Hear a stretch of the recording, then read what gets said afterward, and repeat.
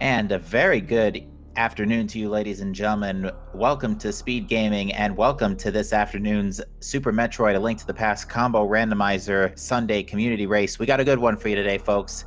On stream, we've got Herekness, Aster, Aussie101, and Maniacal playing a hard mode seed for you. I'm Captain MD13. I'm joined today by Semper Firedog. How are you doing today? I am doing great. Ready to see another hard logic seed. Hopefully not as bad as the last one, but hey, we can all hope. I'm ready for this one, so let's get it on. Yeah, we're looking to see a good show today. We've got an all-star cast here.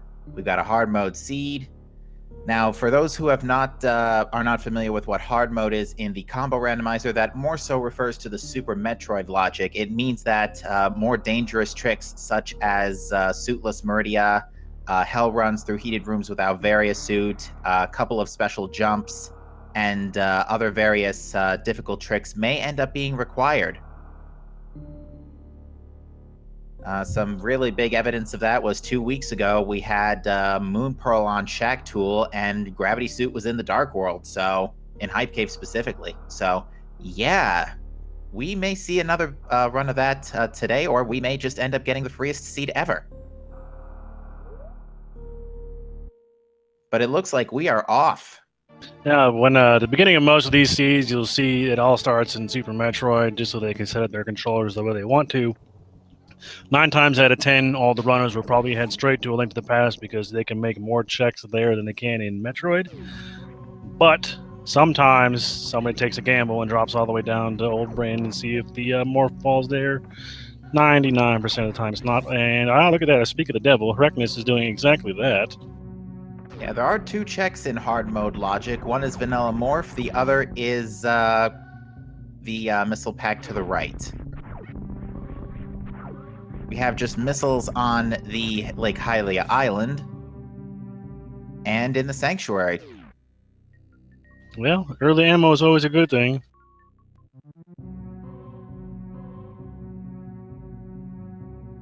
And some supers in Link's house to go with it, so we got a bit of each missile type. Oh my hello, goodness. We got an orb. Not the right one for that pedestal, but it's not the right. That'll at least we found it. But yeah, that is Moon Pearl at Vanilla Morph Ball location. Now that's one way to start. Ooh, looks like we got bombs from Asder for our tier 3 tree pull. That's pretty good. Uncle's got the cape of invisibility today. Use it well. Oh wait, wrong series. And the morph balls in Uncle's chest, well, that's going to open up a whole bunch of doors. Wow. I saw a 7 crystal on Eastern Palace and a red crystal on Hera. I didn't see... Desert, I believe, was a blue crystal.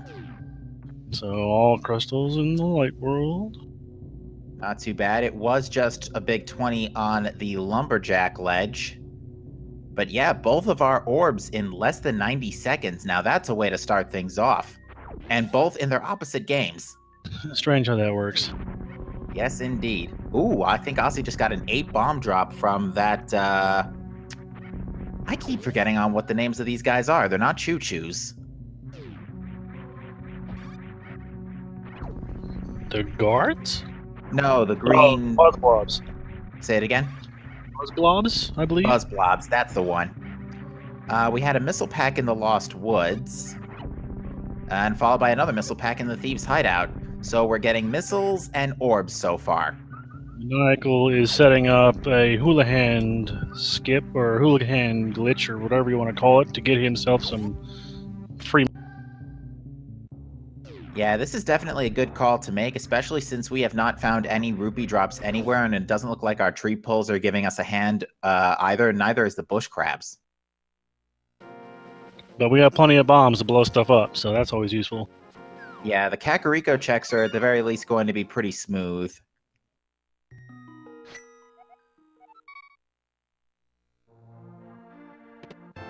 Aussie's our first runner into the village, is going to give us Blind's Hideout. 5 items up for grabs here.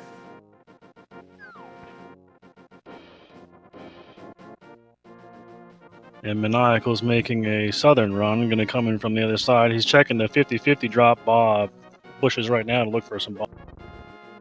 So we got a good profit from Blind's Hideout. 2 Powerbomb packs, a 300 rupee drop, and a heart container, followed by another missile pack. So 10 Powerbombs right off the bat in Blind's Hideout. That is exceptionally convenient, especially since we already have the easy Morph Ball.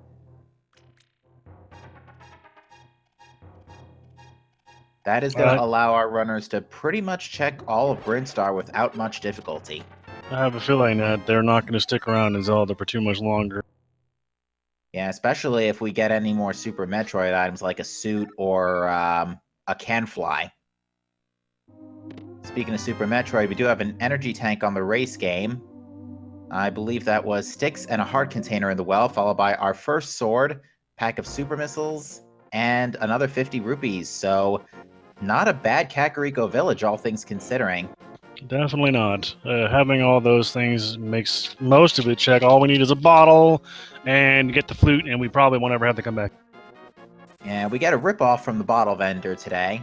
I blinked and I missed what was on the library. I was looking on the wrong screen.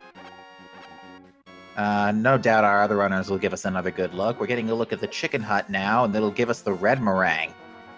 The best meringue! Woohoo! All right, we get a big 20 in the back of the tavern.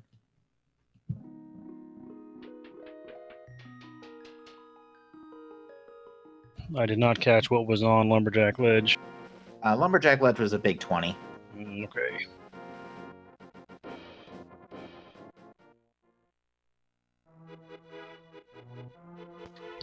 Nope, that's not our first runner in the Lost Woods. Never mind. We saw the Lost Woods checks. Both were missile packs. I'm done lost my mind already. No worries. It's just a hard piece in the back of the library.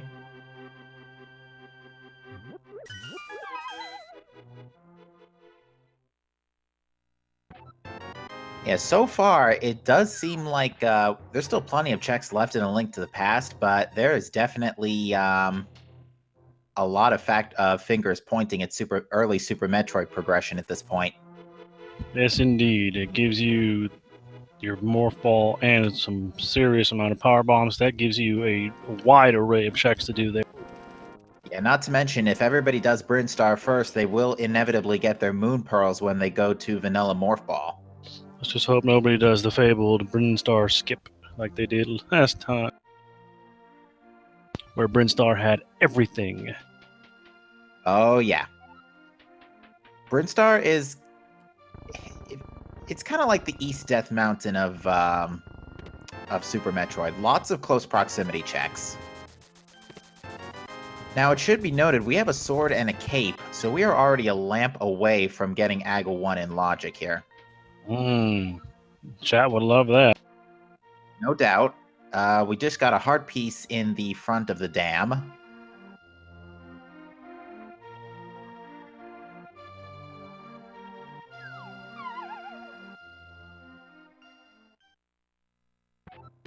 Aussie picking up their cape and morph ball from the Uncle area as Herekness gets their sword.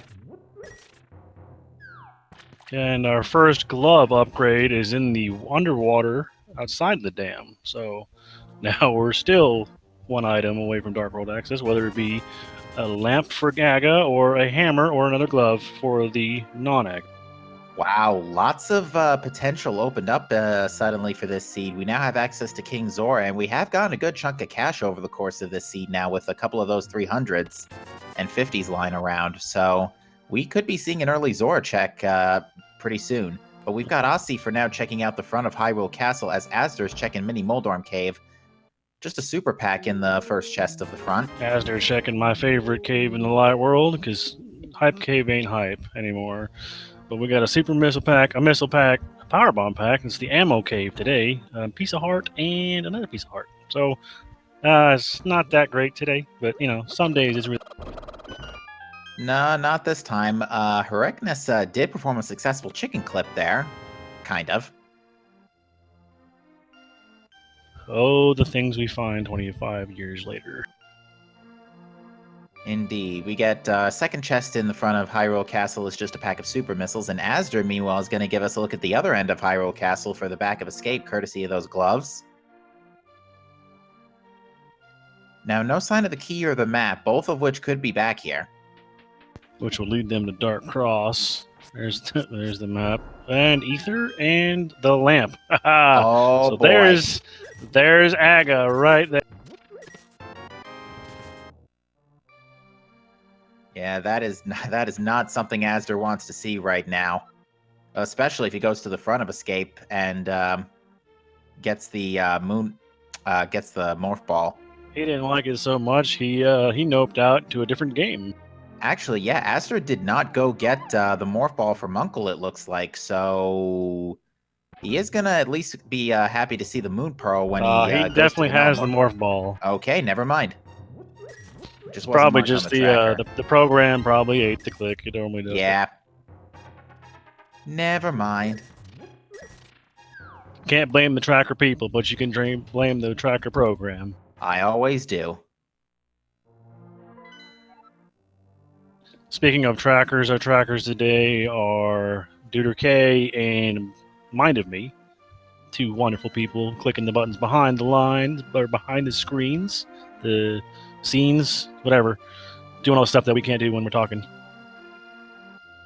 Indeed. Astor giving us a look at Omega Missiles while Aussie goes into Dark Cross. And just some blueberries in Omega Missiles. And with 15 power bombs this early in the game, that opens up a whole mess of things to check. Yeah, there is a lot we can do. We can climb Red Tower. We can check out all of Brinstar. There is plenty open. Maniacal is now following into the back of Escape and is going to get that Bolt Coin and Lamp. Asder just got his Titan mitts in the Terminator room, and he's going to probably check the back of the gauntlet right now, so he doesn't know if he has to come back or not. Wow, so we have Dark World access through... we have partial Dark World access. We're still possibly looking for a hammer or flippers to get to the other side of the Dark World. Or hookshot. Indeed. It looked to me like the back of the gauntlet was just a rupees and a missile pack, so I don't think he's going to go back there. I'm pretty sure you're right on that one. I did not catch what was in Dark Cross, though. I mean, it was Actually, a dark room, so... I think it had to be the key, because the key wasn't up to Zelda's cell, and we never saw it in Back of Escape.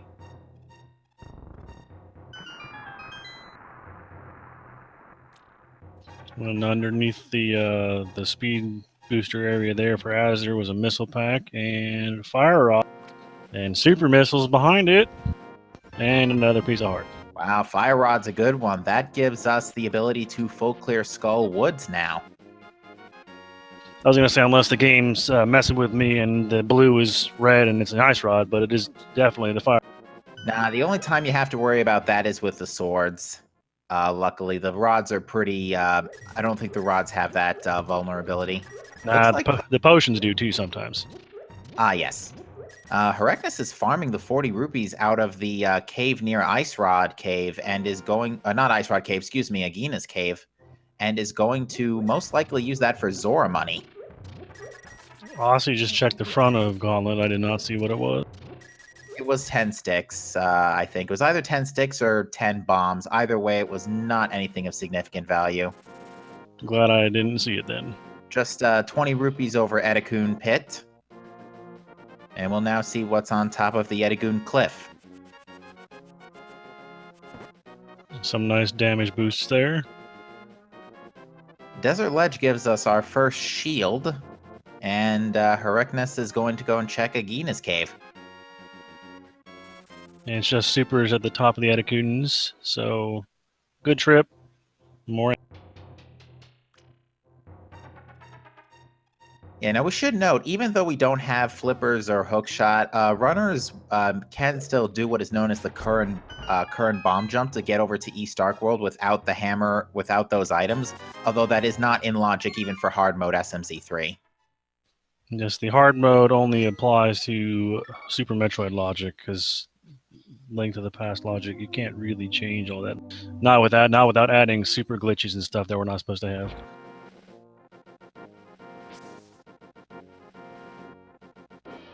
Yeah, it is looking pretty bad for Aga 1 at the very least, but he's not completely dead yet. Looks like we just get some missiles in Mission Impossible. Aussie picking up their fire rod. And there's the... Oh, that was +5 bombs in the early supers that I thought was 10 bombs for some reason. Yeah, it happens. Asdor nailing... Sorry, you first. I was going to say, speak to Solsky in chat. I'm surprised he's not doing this. He likes to do that kind of hard stuff. Asdor performing the Spore Spawn, see it gets Zora's Flippers. So now Aga's definitely dead. Yep, and now all of Dark World is open to it. Well, almost everywhere. all. Almost all. Well, we can actually get to Dark Death Mountain now. We have the lamp. Well, we need a hook shot to get to the other side. Or a hammer. Or hammer and mirror. But yeah, there is plenty of Brinstar progression here today. We got Moon Pearl down here, we got Fire Rod, we got Titan's Mitts, we've got Flippers. Once again, Brinstar is loaded. Yeah, Asdor about to get the very good news that Retro Brinstar is going to have his Moon Pearl and his Dark World access. He'll probably jump up, go check Billy Mays and the item in the roof.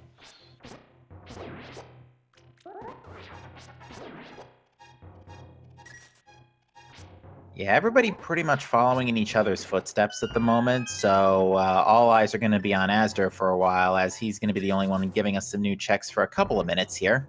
He's going to check Spazer. Ooh, nice jump there. Nice wall jump. Just missiles, though. Yeah, still showing off his swag.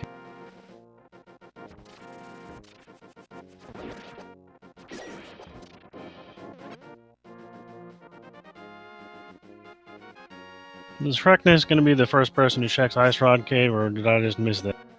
I don't think Ice Rod Cave was actually checked, so yeah, this will be a new check for us. If it was checked, I missed it. Asdor, meanwhile, going to go to Kraid, while Aussie has just nailed the Wave Gate skip. We also learned that our stun prize is 4 bombs. Now that could be a useful refill if necessary. Definitely. Runners of these caliber, I definitely expect them to be able to do the wave gate skips and all that stuff. I can do the wave gate skip, which means that it's not that bad, because I'm terrible at this. Alright. Just an energy tank in Ice Rod Cave, and it was something pretty valueless in Kraid E-Tank. It was actually, not E-Tank, Kraid's lair, but it was just a heart piece. And we're going to go with Asdor taking down Kraid. Are we going to see the prom dance, or is it going to be the quick?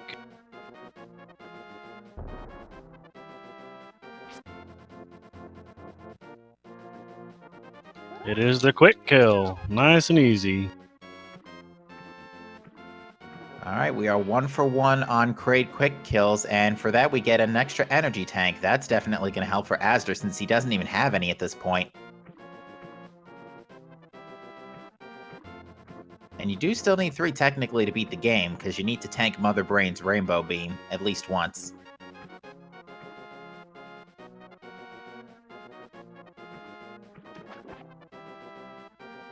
The man under the bridge has something, nothing. More bomb. Yeah, plus 10 bomb upgrade. Nice to have, but in A Link to the Past, it's really easy to reload on bombs, especially with a bomb stun prize. Indeed. Just, Reckness is doing fake flippers, but we know that it's in logic to do these checks, so he's probably going to take a trip up to the Waterfall Ferry and Zora because he has the cash for it. Indeed, and these checks are perfectly in logic, we know. Asdor did find a 5-arrow upgrade in Kraid E-Tank, so nothing particularly noticeable in Kraid's lair today. And interestingly, Asdra is not going to Retro Brinstar. He decided to go to the Norfair Business Center. He's going to check the high jump area, but we got Grapple Beam in the Waterfall of Wishing.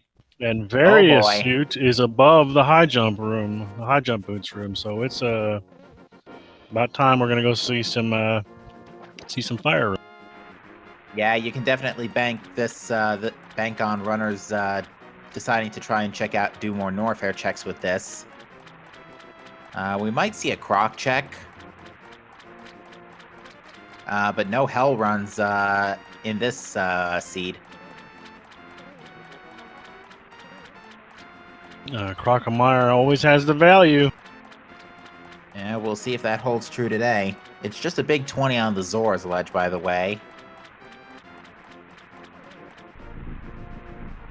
And what does the King of All Scams grant us today? It is just a 5-bomb upgrade, so yeah, scammed. We got Space Jump in Crumble Tower, so now we have our Can Fly. Yeah, that's a big one. That also gives us access to the Showcase Showdown item.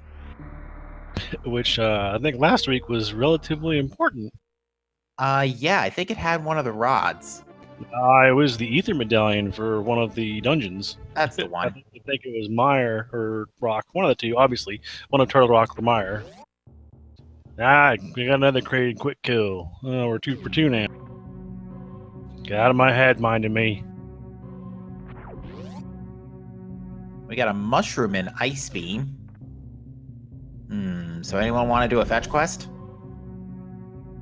Not particularly, but we'll probably do it. Arachnis finally going to do the Brinstar checks and did pick... I should say, did already pick up the Moon Pearl since he was the first one down there to show us. Going for an Alcatraz escape, which I can't do, but dang, these guys make it look easy.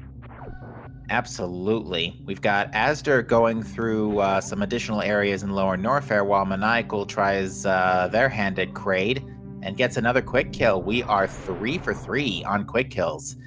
Meanwhile, for some reason, the Zor's tunic is in the cathedral under the lava. I'm sorry, it's the Blue Mail. Never mind, wrong series. Yeah.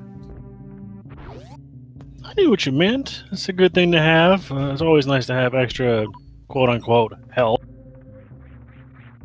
Yeah, that Blue Mail will give us a hand since we're not doing so hot on Link to the Past health so far. We've gotten a lot of hard pieces, but only, I think, 1 or 2 hard containers. So I think our runners... Warfare Reserve area, anyway. Yeah, we start with a missile pack in the top of Bubble Mountain, followed by Big 20 and another pack of missiles. We have been doing fairly solid on ammunition so far, especially in terms of power bombs and supers. Yeah, we definitely have a decent amount. I mean, if we don't find charge, we're going to need more ammo, but for now, we're not doing. Yeah, 30 super missiles is enough to at least kill Ridley. So they have that backing them up for now. As they're getting ready to check out the speed booster room and the item. Oh, looks like Croc Escape actually had our other tunic. So if anyone decides to go to Croc, they will be rewarded with another mail upgrade. The red mail at 20 minutes in? That's always nice. Sure is. 2 packs of missiles in front of the speed booster area.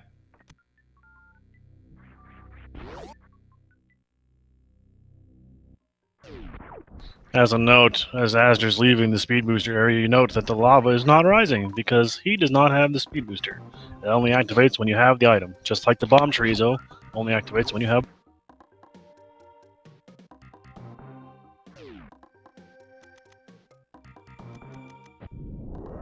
So yeah, with our current equipment, there is definitely a lot open to us. We can still finish up our Norfair checks. We can go to... Actually, I think we're technically still not in logic for... Actually, we're almost in logic for Ridley. We either need gravity... Ooh, there's the mirror in Upper Norfair. That's a big one, because that puts Tower of Hera into logic, which is one of our 5-6 crystals. And Hera's fully completable with the lamp and everything else that they have.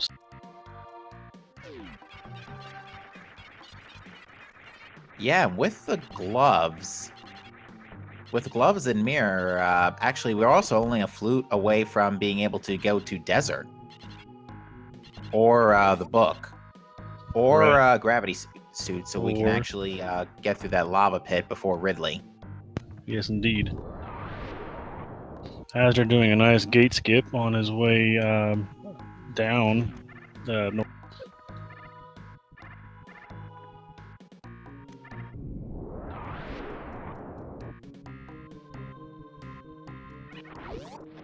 And it looks like Asder's going to go ahead and fight Croc. Man, Crocomire's always got value. Yeah, in this case, it will reward Asder with, at the very least, a mail upgrade. It already has rewarded him with the mirror. Assuming he doesn't die. Oh, yeah, I just noticed that. He's down to less than half health, and he's got to be careful. He's going to have to space jump over the acid pit real carefully here. Well, at least he has space jump to do so. Yeah, he does not have the ammunition for a crystal flash, though, so he's got to be careful. And all that for a fetch quest. Yeah, I mean it can be useful too. You know, fairy powder and anti-fairy get some health back. It's kind of. Absolutely. I mean, you can't discount safeties, to be fair. But with red mail, I mean, what are the chances? Depending on how many hits of chain chomp hits to the face with chain chomps and turtle rock you get, Those the guys are chances could be brutal. really high. Yeah, they do 2 hearts, even 2 hearts on red mail. Thank you, developers, for making something so stupidly hard to avoid do so much. At least the chain chomp in Link's Awakening's not too bad. We get a power bomb pack on top of Spectacle Rock. And a heart container inside. Unfortunately, that's all Maniacal's going to get to see right now because we do not have an ability to go to he does not have the ability to go check out East or Dark Death Mountains. He's gonna rescue the old man before he leaves. Yep, perfectly in logic check, courtesy of the lamp. Aster taking a little acid damage getting out of the cosine room. Aussie's farming up some health and ammo for something.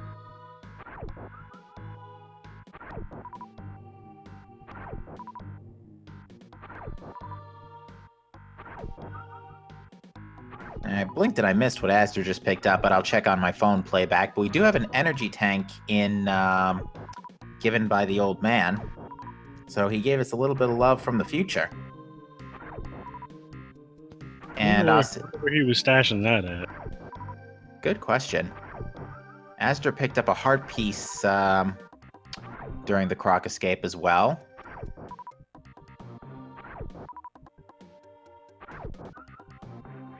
We'll see where he goes from here. He still has to go to Blue Brinstar because that is where his Moon Pearl is lying.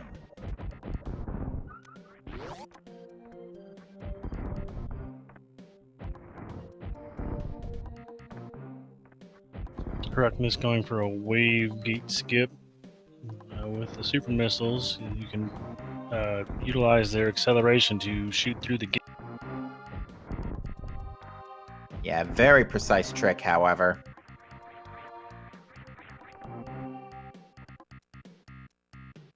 It looks like we actually have 3 runners in Norfair right now. Still, all of them deciding to skip Retro Brinstar. Man, Bryn skips are killing people. They're just, you're losing out on so much. And for the sake of the memes, Herekness picks up the single arrow from behind the wave gate. Well, to be fair, he worked very hard to get that, so, I mean, I'd have picked it up too.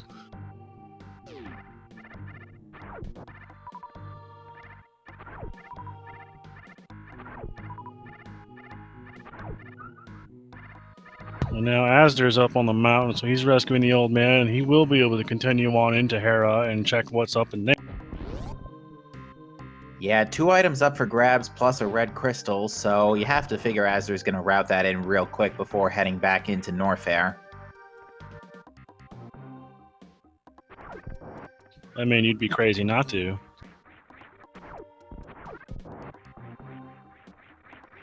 Oh, he elects to save and quit instead. Interesting decision. Oh, you know what it is? He hard reset to go back to Super Metroid. He's got the respawn point, so he can go back to Death Mountain anytime now. Herecnus, on the other hand, is taking the trek through Retro Brinstar, just 50 rupees behind Morph Ball.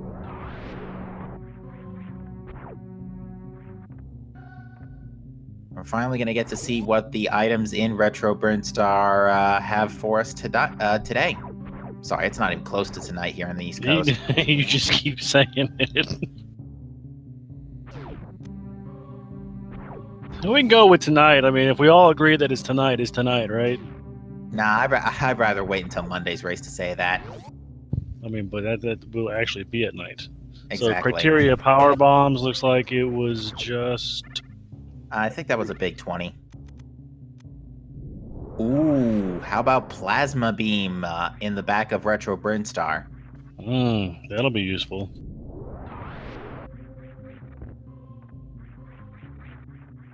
And now Herecnus is going up to check the Billy Mays room.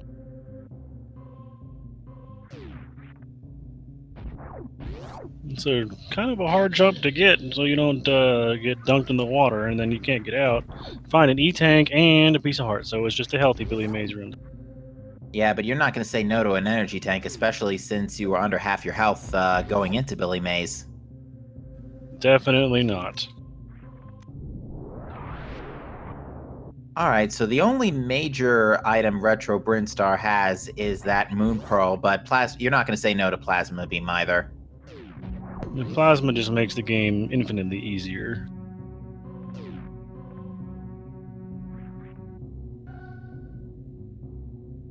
As they're doing a good double drop through the collapsible floor there, skipping both items, seeing that they're both... Yeah, it looks like he's still skipping out on Retro Brinstar for now.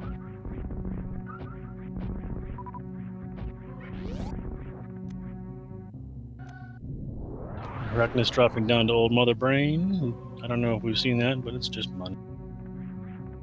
Yeah, not much of value there. Looks like Asder's next port of call is to go back to A Link to the Past. I think he's deciding, okay, let's go check Tower of Hera next.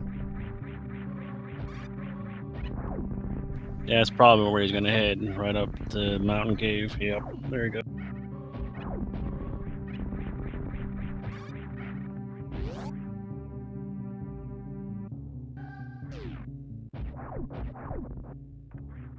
Strangely enough, with the lamp and the fire rod, their magical bars are still completely empty. I'm kind of surprised to see that too, especially since I believe one of the tree poles, I can't remember if it was tier 1 or 2, might have been tier 1, was small magic.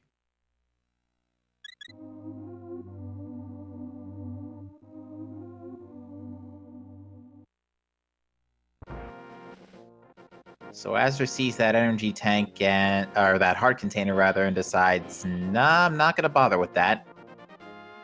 We're likely to get our first map check here on Asder's side.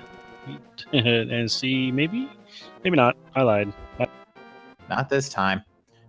But we do know we are going to have 3 pendants in the Dark World today. So it's gonna be interesting. Come on, TR on Ice Palace. Come on.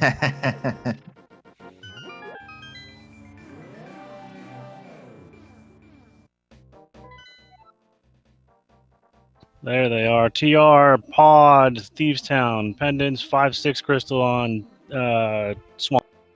Thank you, Herecnus.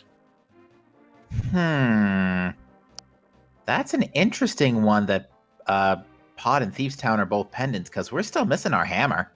And Pod's the green pendant, too, so that'll be maybe something you want to do if you get the ability to do so soon. So yeah, the ice rod is not required for this seed, although we'll probably find it in the next 5 minutes as a result. Yeah, that's how the game likes to play. Nice little bomb fill up there for Herekness. Dipping into Skull Woods, seeing what we can get here. And there is our flute in the Tower of Hera. Well, now that puts Mire, Desert, Lower Norfair into play. Yeah, means we can go and kill Ridley. And Gold Terizo and all the other stuff down. Chat being very dark and saying that Ice Rod will be required when Trinex has the bow. Ooh, that is evil. And I've seen Trinex have some pretty nasty stuff, including Pegasus boots for a boots required seed. Ooh, Astor getting bonked around a little bit here. Now he's got to do this with the fighter sword, so he is going to enrage Moldorm at some point or another. We get a Nope tank in There he Skull is. Woods.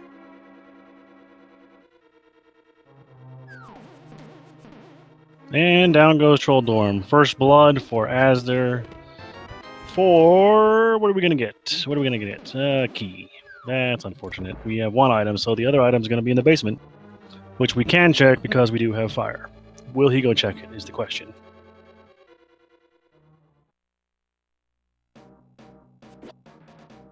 The choices are yours and yours alone. The answer is no.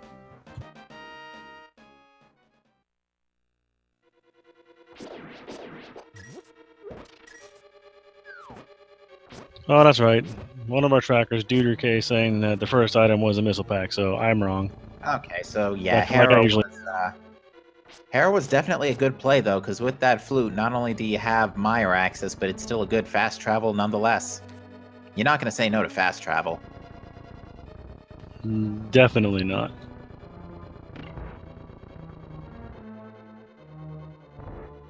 Yeah, Aussie is taking advantage of that cape as well, taking down Trolldorm with relative ease. I'm taking the easy way out, doing it that way. And ladies and gentlemen, just under 36 minutes in, the goose is loose.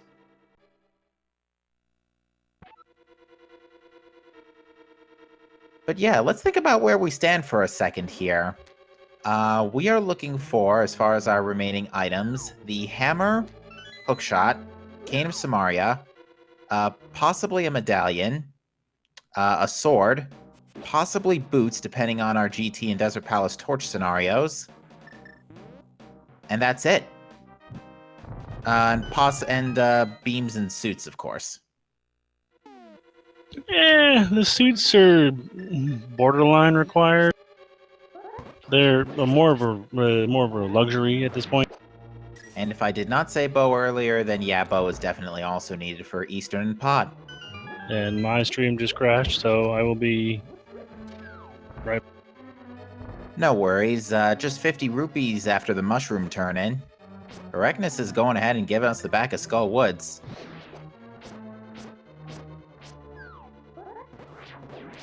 Having a little bit of trouble with these Gibdos, especially since you're still running on Fire Sword, you don't have half magic, you don't even have any bottles. Yeah, it's kind of a terrible place to be, truthfully.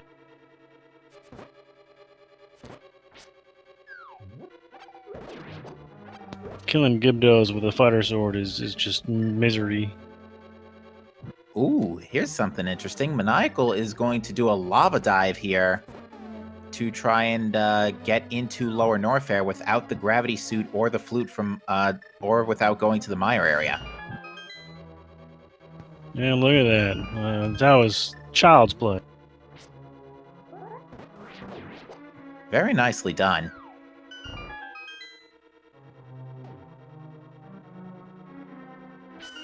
Now, believe it or not,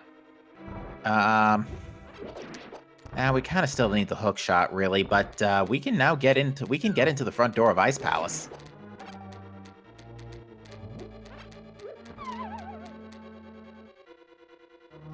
Not a place I'd want to go. I do Yeah, not not like this early. ice bath.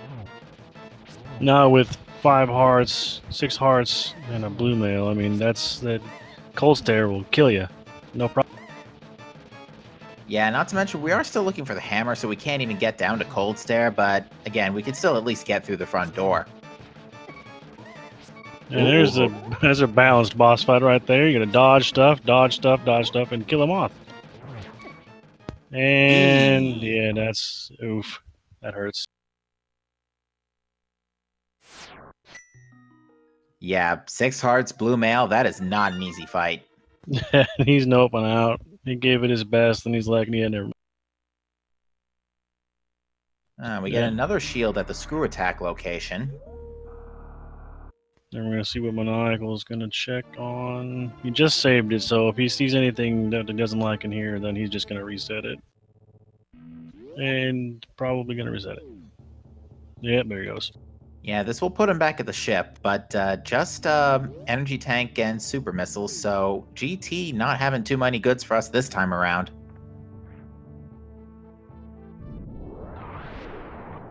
I think Maniacal is gonna come out at the lower Norfair gate and go into Mire and check out there while he's here. Oh, that's why he saved over there. Okay, Yes, that makes sense. I I thought he figured- saved. I thought he saved after transitioning to Gold Torizo. Because yes, when you cross between games, the game also automatically saves. It's kind of a nice thing. Especially since in any Metroid game, you're so limited on save points. And if you die in Metroid, you can lose a ton of time. To answer your question from one of our trackers, no, nobody has been to the Eastern Palace region at all. Not Eastern Palace, not Sahasrara's Closet, none of it. Which is really interesting since there's a potential 6 items we can be looking for in that area. It is Bombos, by the way, for Misery Mire. To answer another question in chat, it is possible that Hookshot could be on Pen. Yeah, Hookshot It's is not not gonna be required for... fun. Hookshot's definitely not required for Total Rock. Aussie breaking his game. Oh, At least yeah, I this hope is... I'm not the only one who can see.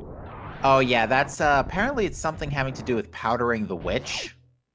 Yeah, I think we asked him about it last time because he just destroyed it again.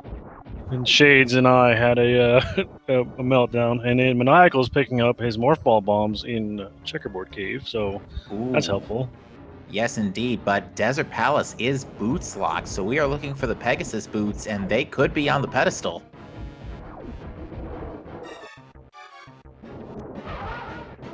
Meanwhile, we've got Herekness fighting the Space Elephant, as a lot of folks like to call him.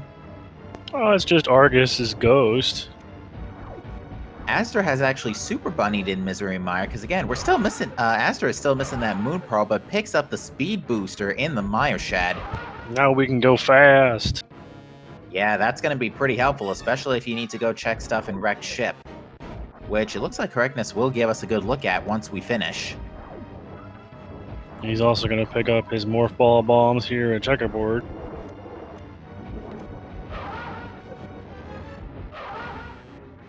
Yeah, the Space Elephant's got a really different kind of pattern. He's fast, slow, fast, whatever. It's a whole bunch of RNG. You just don't hit him with a super missile until he's dead. Otherwise, you're going to really make him angry, and then you can't hit him for like 20 seconds. Indeed. So it looks like all of our runners has missed a critical check that another has made. For example, Herekness is our only runner with the Moon Pearl from Retro Brinstar. Actually, somebody else has that Moon Pearl. I just thought about it for a second. Oh, no. It was only Herekness. I take it back. The Moon Pearl was in the Morph Ball location. Just want to call out to Herekness. He just got Fantoon down. He would have died if he did not have a reserve tank. So, yeah. That was close. Yes, indeed. But yeah, Herekness is the only one with the Moon Pearl, but is missing the mirror from Crocamire's area. Meanwhile, everybody else has the mirror, but no Moon Pearl. It's funny how routing can make your make your game change. Indeed, we're also going to have to keep an eye out. Sorry, for wrecked ship reserve to see if there may be a required item that is speed booster locked here. We saw that in the upper area behind wrecked ship. We get an energy. There is an energy tank back there, I should say. Just a big 20 inside wrecked ship, followed by or with a hard piece in the moat. Sorry, I'm stuttering a lot today. I apologize, ladies and gentlemen. It's all right, man. It all happens. Everybody's allowed to have a bad day. You know, there's been so much going on at the start of this. I have not had enough time to sip my soda. Yeah, it's I have, because you've been talking the whole time, so it's kind of nice. Maniacal looks like he's going to kill Lanmo, or he's going to steal a key. I think he's going to kill Lanmo. I lied. He's stealing the key. This is an interesting plan. Yes, indeed. Especially since you need the boots anyway to get to the back because the big key's on the torch. Indeed.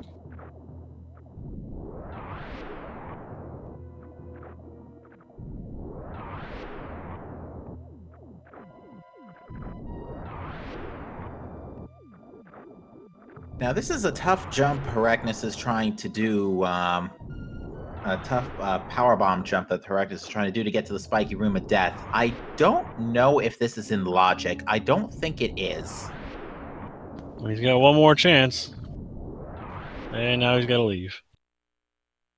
Or do that. Yeah, actually, believe it or not, Speed Booster is enough to put that Spiky Room of Death into logic. It's really weird, but apparently because of something that Speed Booster does to your jump physics, it actually does allow you to get up there. Azure just took down Fantoon. It looked like to me that Maniacal found a heart container in the Vanilla Big Key chest in Desert, but did not find very much else of use. Yeah, that means there is an item on Land Molus. If we only have seen one item in Desert. Meanwhile, we got some more divergence, or actually, no, I should say Aussie is going to check Gold Terizo area. Yeah, Heraknus made it through that bomb jump the first try, as chat pointed out on the when he reloaded. So, I don't know, maybe he just needed the warm up. I don't know. Did it work? Oh, actually, I completely forgot. We have space jump, so that so Spiky Room of Death is also in logic that way. Aussie took a dive into Gold Terizo, just didn't see what he liked, so he's resetting all the way back to his ship because he didn't miss. Yeah, we'll see where Aussie decides to go next, but I would wager probably wrecked ship after Crateria power. Excuse me, after Crateria power bombs. We got Heraknus headed up to the attic, I think. I mean, he's going up, so there's only one thing up there, right? The attic, right? Pretty much.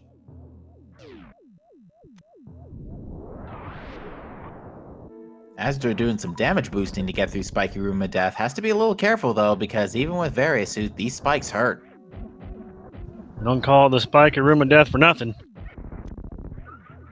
Aussie's headed into the bomb Terizo room with bombs, so he will actually have to fight the thing, which with super missiles is going to take like 2 hits, so this will be over before you know it, unless he chooses to reset. Yeah, this fight is pretty much free. We have Maniacal going through Lower North Air, getting 5 bombs in the Mickey Mouse room.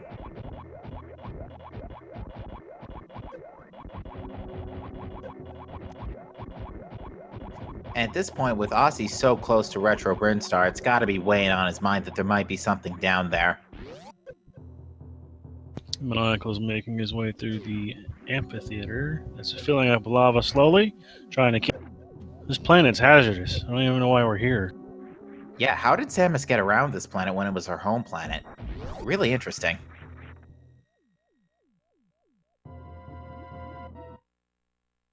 I mean, there's that just shows so many angry things here that just it doesn't make any sense.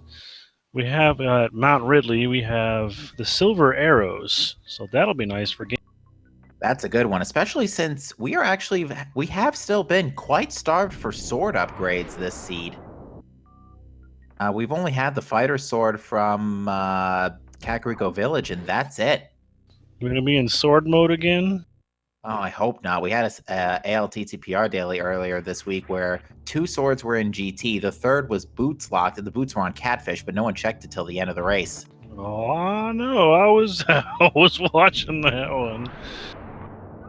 And apparently Charge Beam was at Wrecked Ship Reserve, so technically Speed Booster is logically required for the seed. Nice. It's always nice to have charge beam. Now, Heregnus, without any form of can fly, has to check missiles in the sky the hard way. Oh, it's a shame. He's missing out. Spacer beams up there, as Asder just showed. Yeah, not the most helpful since we already know where Plasma Beam is hiding, but at the same time, if you haven't gone to Retro Bryn yet, you don't have Plasma, so it's got its use for the time being. Not bad until you get it.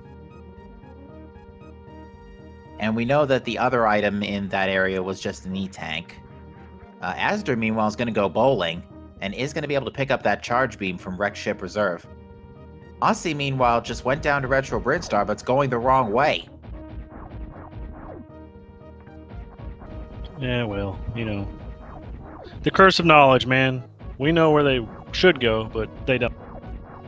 Alright, we've got the Torizo going down the bowling line. He has good form as he lines up to make the roll. And he literally just walked right all the way over the foul line and didn't even drop the ball. I was about to question Heregnus' decision to pick up Spacer when he's already got Plasma, but he decided to leave it in the ceiling. Because note, you can't use both beams. It don't work that way. Yeah, otherwise you would break the game in two pretty much.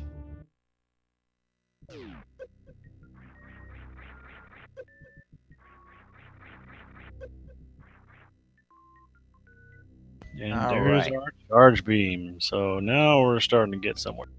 Yeah, and when Asder inevitably goes back to Retro Bryn, because again, he's going to have to go back there eventually, if he decides to go all the way to the right to get Plasma Beam, that's going to give him Charge Plasma. That's going to be really, really important for later on, because Charge Plasma really hurts.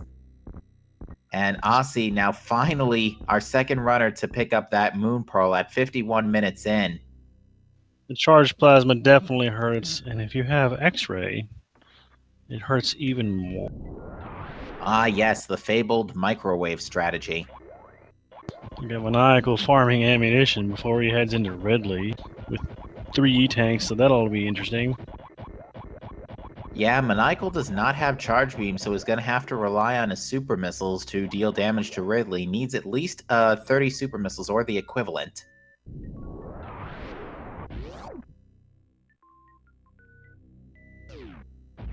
I also believe power bombs do damage to him as well. I got Aussie checking the waterway, which is in logic because there is a platform just long enough to get a charge off of. Hester just found our first bottle of this seed in Red Tower containing a fairy. It's nice to have a safety. Yeah, not to mention we still have not gotten our sick kit check yet.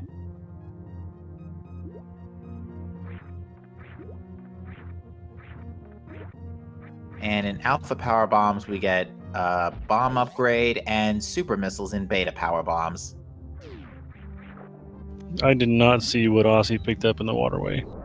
I'll take a quick look at my playback and verify that for you. It was $100.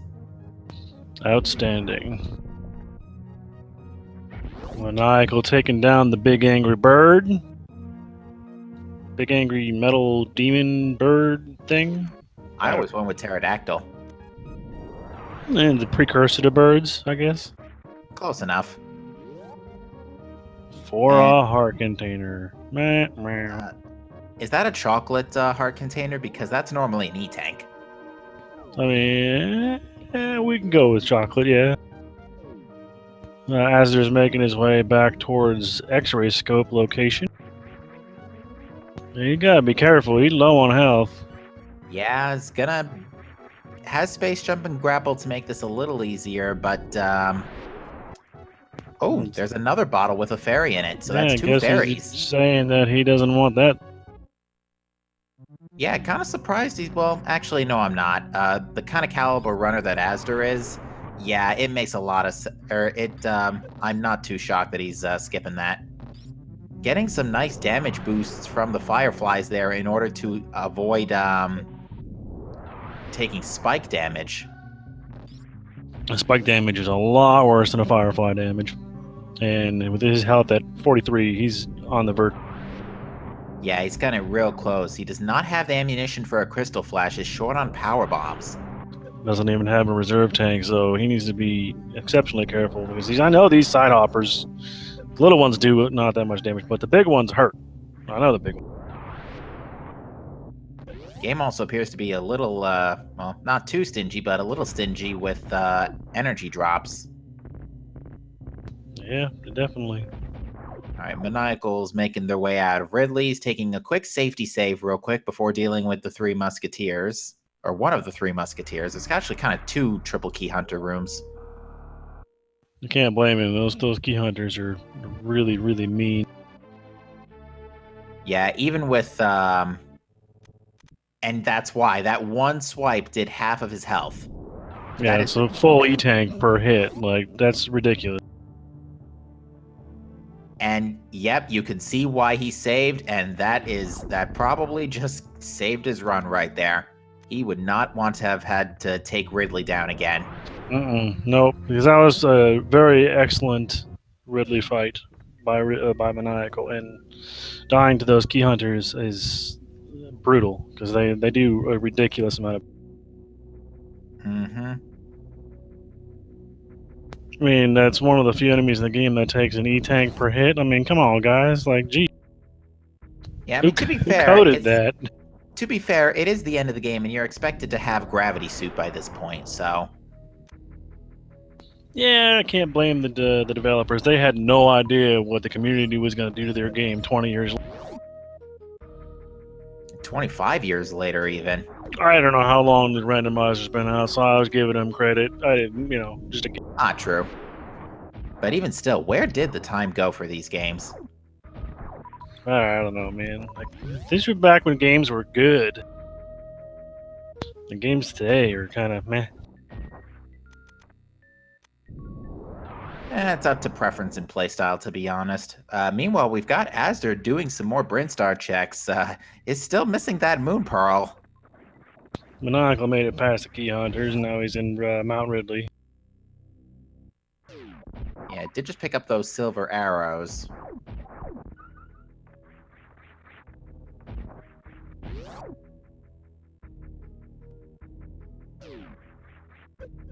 It's the Super Metroid version of a dark room. You kill all the light. Yeah, but luckily you don't need some lamp to put all these things in logic. As you're being very careful coming into this room, he's got 1 health. Oh, good! My goodness gracious! 1 health. Those big side hoppers are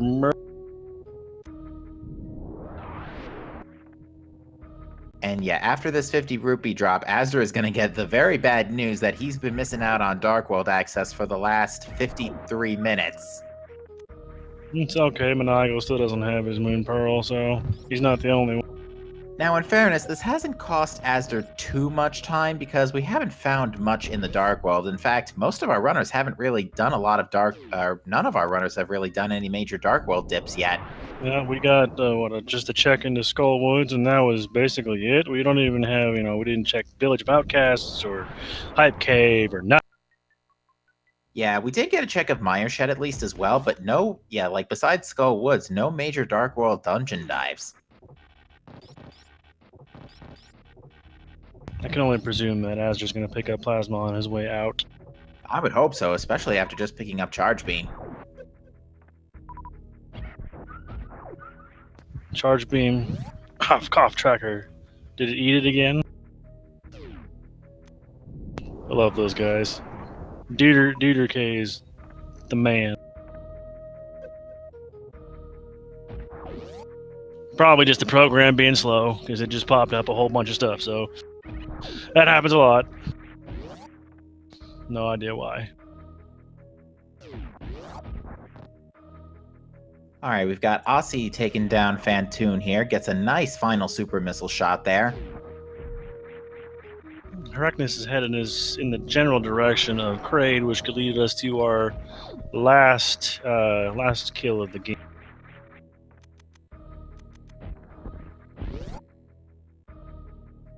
So let's talk about, I guess, while everyone's kind of retracing each other's steps for a little while.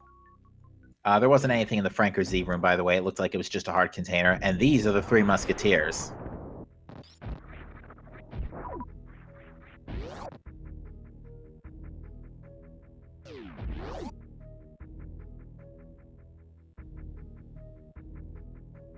Oh, Franker Z was 3 bombs,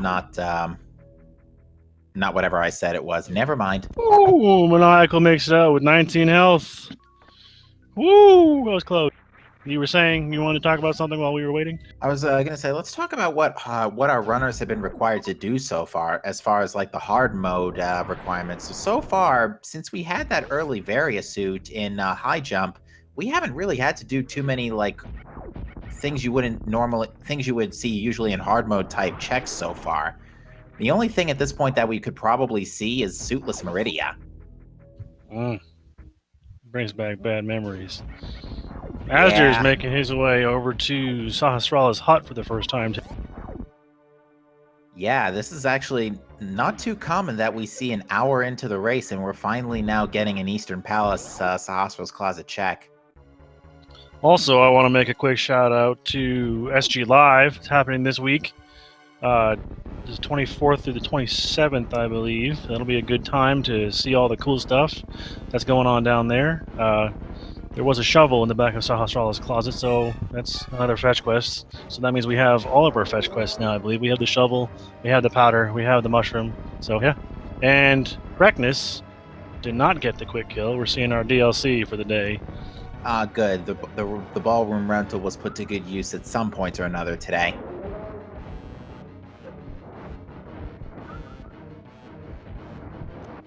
And down goes the final Kraid.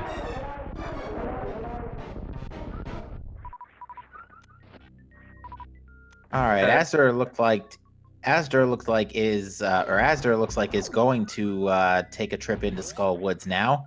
Can very easily full clear this dungeon. Has a lot more health than Herakness did on his first trip.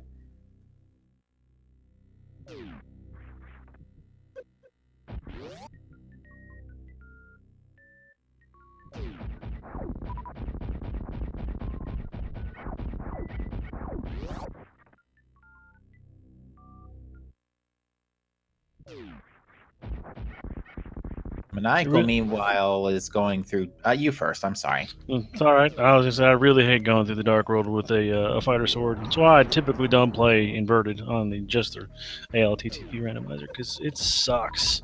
Just walking around with that little... It might as well be hitting people with a stick.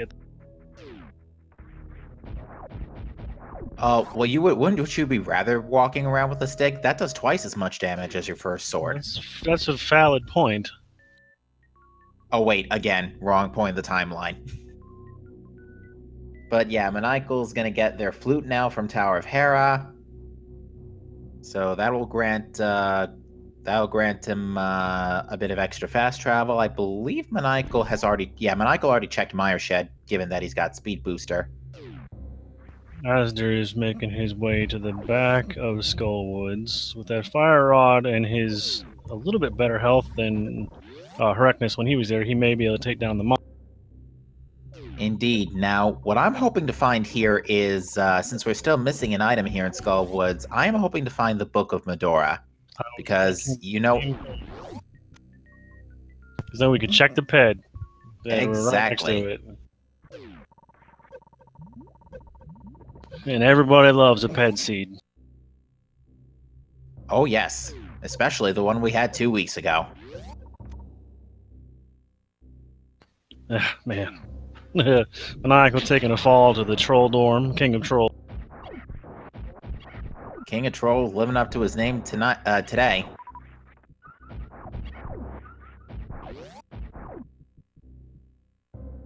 as just saying, just never mind, and I'm gonna go out and hit everybody with my magic and forget I don't even. And Heregnis finally picking up his can fly from Crumble Tower. Now, this is also a good play because this is going to give him his mirror. Maniacal took a second fall to Troll Dorm as Asder falls into the Moth, one of the most balanced boss arenas in the game.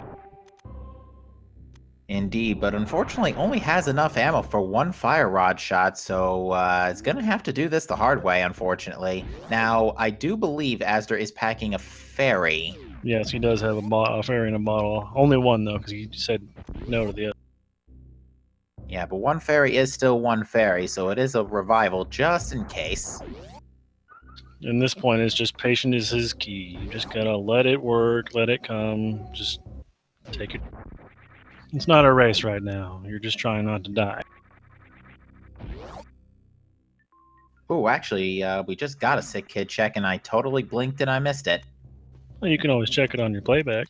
That's exactly what I plan on doing. That is, of course, assuming I don't get distracted by Asder's Mothula fight here. Maniacal took down Troll Dorm, and he's gonna bounce out of tower. And it was just a big 20 on the sick kid. And the moth is dead. Excellent fight by Asder. Patience is key. Just the compass. So, okay, what was the other item in Skull Woods then? Because I know one of them was a nope tank. Don't know. Unless we just haven't seen it yet. It's probably in the big chest. Big chest? They haven't checked that yet. I don't think they've checked it yet anyway. We have Aussie in the Village of Outcasts. I did not see what was on the treasure chest game. It was not anything of significant value. That much I can tell you. I saw him do it, but I don't remember what it was. I usually rely on chat to let me know when something big happens because they usually, everything's in big caps saying, woo, something. So, chat's doing their job. True. But it was just a big 20 in the chess game. So a ripoff. We got Aussie going through Thieves Town. Second item picked up was a small key. First item is the big key. So, oh boy, 2 dungeon items back to back. Well, it's a pendant, a blue pendant, not a good pendant. This means there's probably going to be value here. And the second item in Skull Woods is a missile pack. Yeah, here's our next chest in the first 4, and it is the compass. Oh boy, are we going to have all dungeon items in the front of Skull Woods today? It's Answer? definitely going to be Mullet Mansion. Not quite, but only 3, 1 item in the front, and Aussie is deciding, nope, I'm going to find that hammer first. I don't blame him, knowing that the chances of there being it being in the back there is extraordinarily.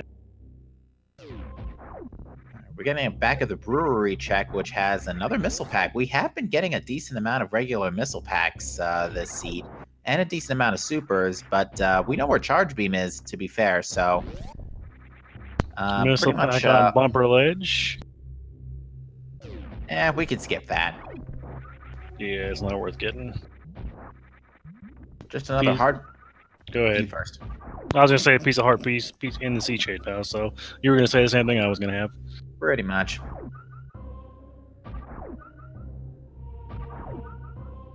You calm this stuff enough, you start to, know what other people are going to say. It looks like Maniacal might... No, never mind. I was like, he better not be going into Ice Palace. Yeah, this... although at the same time, there's not a lot of checks you can make. It's true. Desert is boots locked. We've already done Hera. Thieves Town, we have... Thieves Town, there's very likely to be an item in the big chest. Pod... You might be able to... Pod might not be a bad idea. You could check the first chest... a couple of chests in Swamp. Or actually, as they're tracking King's Tomb, or not King's Tomb, but above the Poe.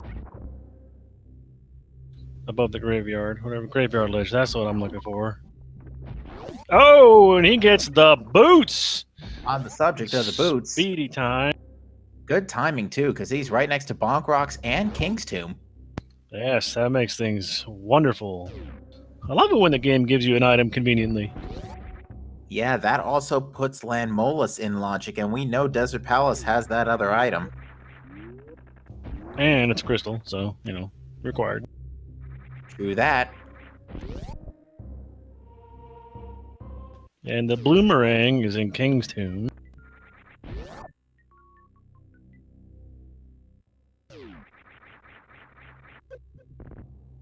And we're off to the races. Now we got speed in both games. Yeah, Aster right now the only runner who can go fast in both games.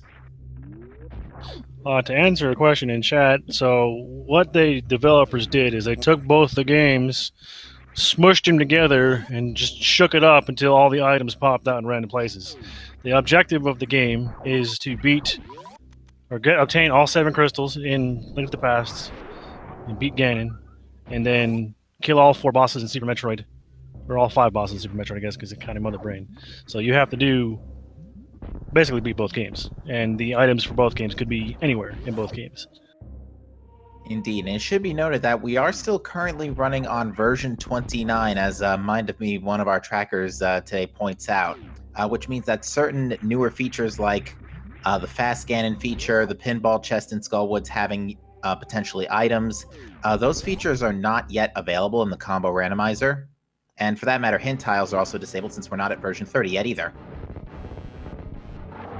I know I've been seeing some of the guys, the big names, streaming recently that they're working on the. Somebody did an SMZ3 new V31 multi-world that I was watching a couple days. Ooh, now that's an interesting one. That's definitely interesting. And the big chest of desert having that small key.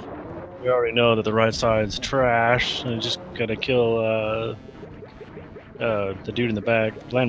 Yeah, and Landmolus will have the other items, so we will see if that is our next progression. It's actually, you know what? I'm gonna say progression is still gonna be in back of Thieves Town, and Hammer is gonna be somewhere else. Mm-hmm. Yeah, I'm betting Hammer could be in Meyer for right now, for all we know. If we can't get into it though, because it's Bombos, but Very it could true. be in there. But watch the key be under the other world's mat and just be on Landmolus. Yeah, man, it happens. It happens more times than I care to admit.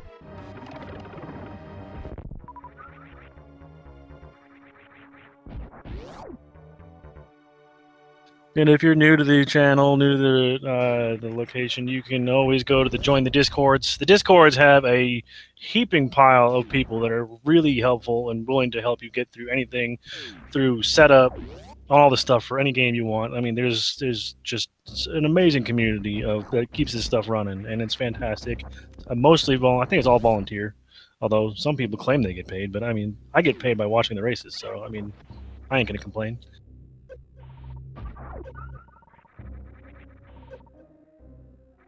Maniacal is going to, I believe we've already actually seen Shaft Supers, but I don't recall it having anything significant, and I think it was a big 20, as Mind of Me, our tracker, points out.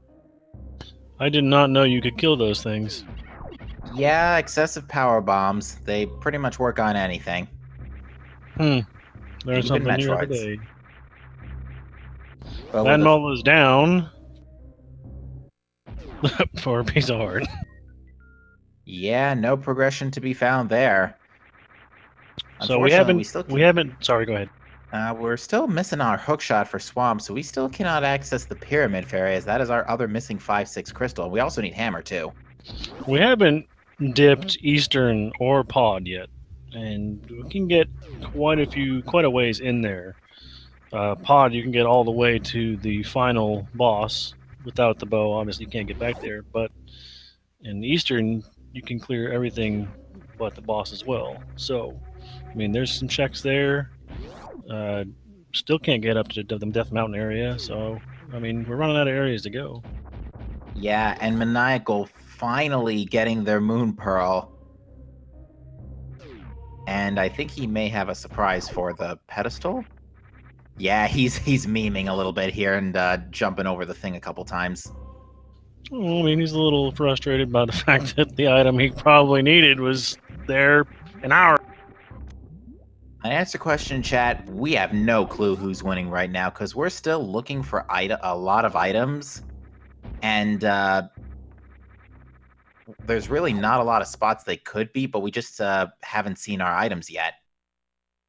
From a purely objective standpoint, I would say Astor's got us an advantage because he's already killed 5 required bosses. But I mean, hard logic, so you can make him stuck in a room for the next 2 hours. You know, you never know. We can't really make a call as to who's winning until we have all the items necessary to complete both games. Which Or at least know where they are. Super Metroid right now, we could probably do it with what we have. Indeed, and it's actually starting to look a bit like we may have to. Some runners may start considering Suitless Meridia pretty soon. If we cannot find Gravity Suit or anything else within the next couple of dungeons. It looks like Astor got a nice speed boost through that room there, jumping through the blocks like that. That was pretty impressive. Yeah, Now he's in the worst now, room in the game. Yeah, Astor now is going to go make his way to Ridley. He needs to be careful. He's got very low health. Very low health, and again, not enough power bombs for a Crystal Flash. This has been plaguing him pretty much the entire race so far.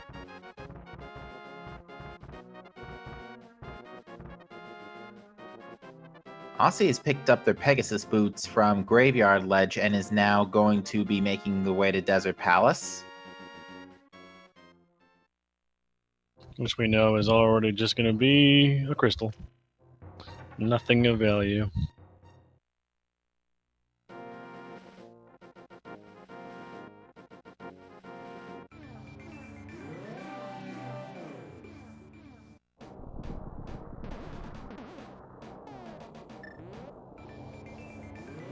So yeah, once again, we have everybody pretty much just making each other's checks at this point. We've had access to Hype Cave for quite some time, and nobody's been there yet. Oh, that is a good point. Nobody's been to Stumpy or K45 or Alec Baldwin's digging game or any of that. So I mean, we're still quite a few checks in Zelda that we just have not. Yeah, we can even do the Smith sequence with Titan's Mitts and Mirror. And you can also do the Magic Bat because you can also mirror. Yeah, so there's actually pretty much a good quarter of Dark World overworld checks we can make at this point, but we just haven't seen them yet. As you're playing with the Three Musketeers, if he gets hit once, he's gone. But he's taking care of them with charged plasma, which is a godsend at the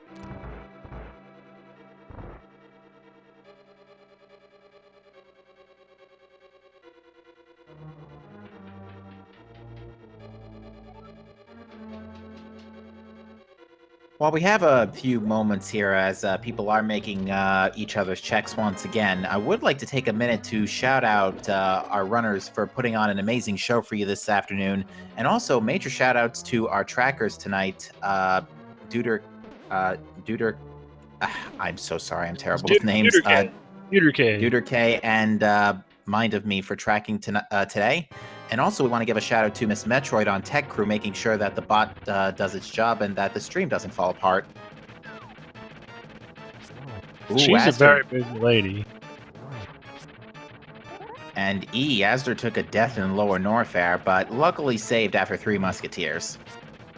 I mean, running around Lower Norfair with 67 health, I'd have saved too. Hreckman is taking a fall to Trolldorm. Yeah, Trolldorm living up to his name this time around. He's being kind of a jerk today.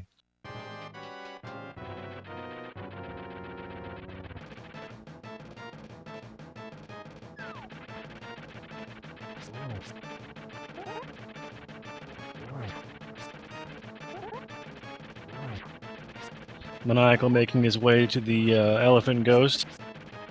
The last of our runners to be taking down Argus's dead relative.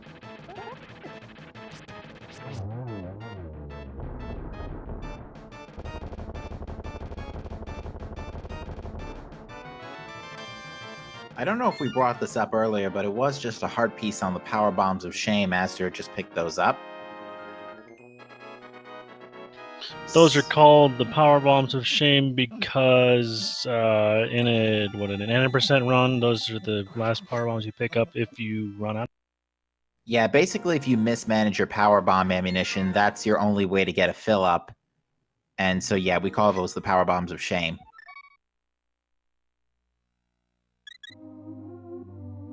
And Herecnus ain't saying zoinks, or I should say, Maniacal is not saying zoinks to Fantoon for the moment, as chat points out. Is handling the fight actually pretty well for the moment. Still has plenty of health. Asder is living on a razor's edge with a very small amount of health, taking on the bouncing. Yeah, did deal a lot of damage with a good super missile, good lock, good bounce lock. Gotta be careful not to clip that tail. Very careful. That tail is the most damaging part of that. And he dies. I guess in the meantime, get your 07s in chat and your Fs for Asder. Plenty of stuff you could put in chat for the moment. I mean, if you know how to play taps in chat, go ahead.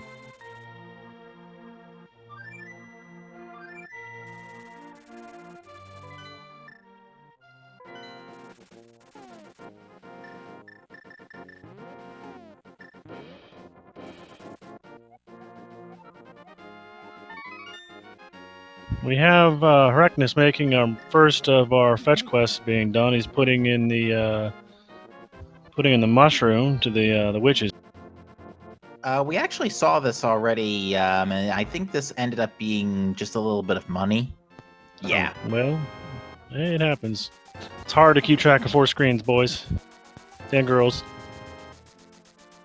Yeah, but Herecnus released both fairies and elected to swap them out with bottles of blue goo. Good move, considering that Herecnus is still considerably lower on heart containers compared to the rest of the runners. Yeah, blue potions are always a good choice.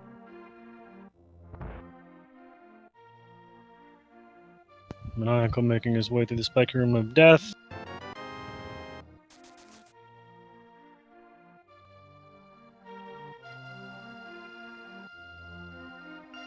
As they're making his way into Ridley's lair, this time with almost full health, so that's going to make a significant difference. Alright, Herecnus is going to go into the Dark World. I would wager he's probably going to go to Skull Woods first, but at this point, I would say... I mean, our runners really just need to start making the southwestern Hyrule checks, Dark World checks at this point, because Yes, there's indeed. like 10 plus checks we could be doing right now that we still haven't seen, that we've had access to for well over half an hour. The curse of knowledge, my friend. We know so much and they know so little about the world they're in currently. Not that they know so little at all. Because they're far better players than I will ever be. That's why I calm these races. I can't play SMZ3, so I calm them because, as somebody told me the other day, the best people to calm them are usually racing. So...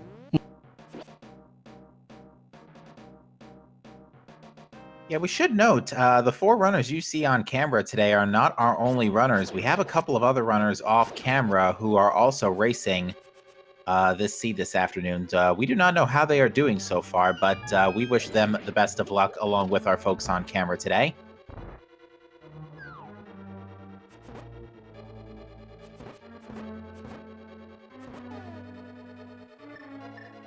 Aussie took down the Angry Bird, as did Asder.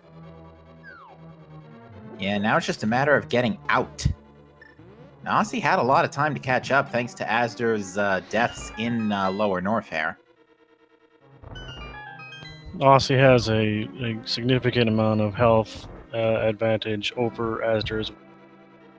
Yeah, Asder knowingly skipped down on a couple of E-Tanks. I think he skipped out on the one on the race game. Maniacal getting there, unfortunately pretty useless at this point. Spazer is going to pick up the energy tank in the sky. Herecnus is coming back to take on the Moth with a vengeance this time. Yeah, came here about 30-ish minutes ago, but did not win that fight. But this time he's on red mail. He's got an extra heart container.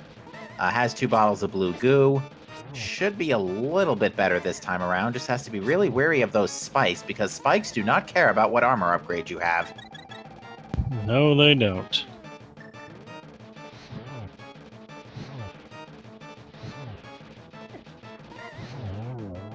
And there he goes. He got his vengeance.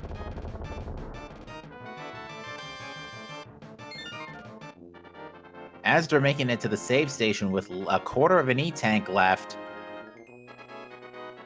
taking out... actually, somebody in chat brought this name up earlier. I feel like these 3 key hunters should be named the Three Stooges. Huh, I like it. Aussie picking up their silver arrows. Herakna's most likely going to pick up those silver arrows when he goes to Ridley. So I would imagine all of our runners will be doing silver arrows Ganon today. That's always nice. Silverless is a pain in the butt. Especially Master Sword, which we still don't have yet. Yeah, no surprise there. That's the problem with a game this big. They could be literally anywhere.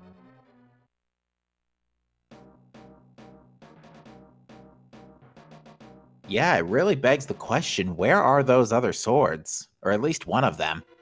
Because by the time we finish GT, we're going to need a second sword. Not for Agatu, but definitely to damage Ganon. Yeah, you can't poke him with the fighter sword. He'll call you a dingus. Well, he won't call you a dingus, but you'll feel like one. Yeah, he only does that if you're doing something like all dungeons, but you haven't finished all the dungeons. And I think, and with the new randomizer settings, if you haven't collected enough crystals. Yeah, because random crystals for tower access and random crystals for Ganon access are really, not really, but you know what I mean. They're pretty interesting changes in rule set. Definitely makes you think a lot harder. Not to mention, it puts a lot more progression in GT. Potentially, depending on the settings. settings. I think they set it to like a minimum of like 6 items, though. I could be wrong. I remember reading the patch notes, but I don't remember the specific. And Asder made his way out of Lower North Fair, and he's back to Bubble Mountain, so he's in the relative safety of his own. That's not going to kill him as easily. Yeah, still cutting it a little close though. 35 health is still not somewhere you want to be. Herakna's just barely got pecked by a murder-dactyl back there. There's so many things in these games that can just be like, hey, you're dead. Yep. He's about to pick up his boots.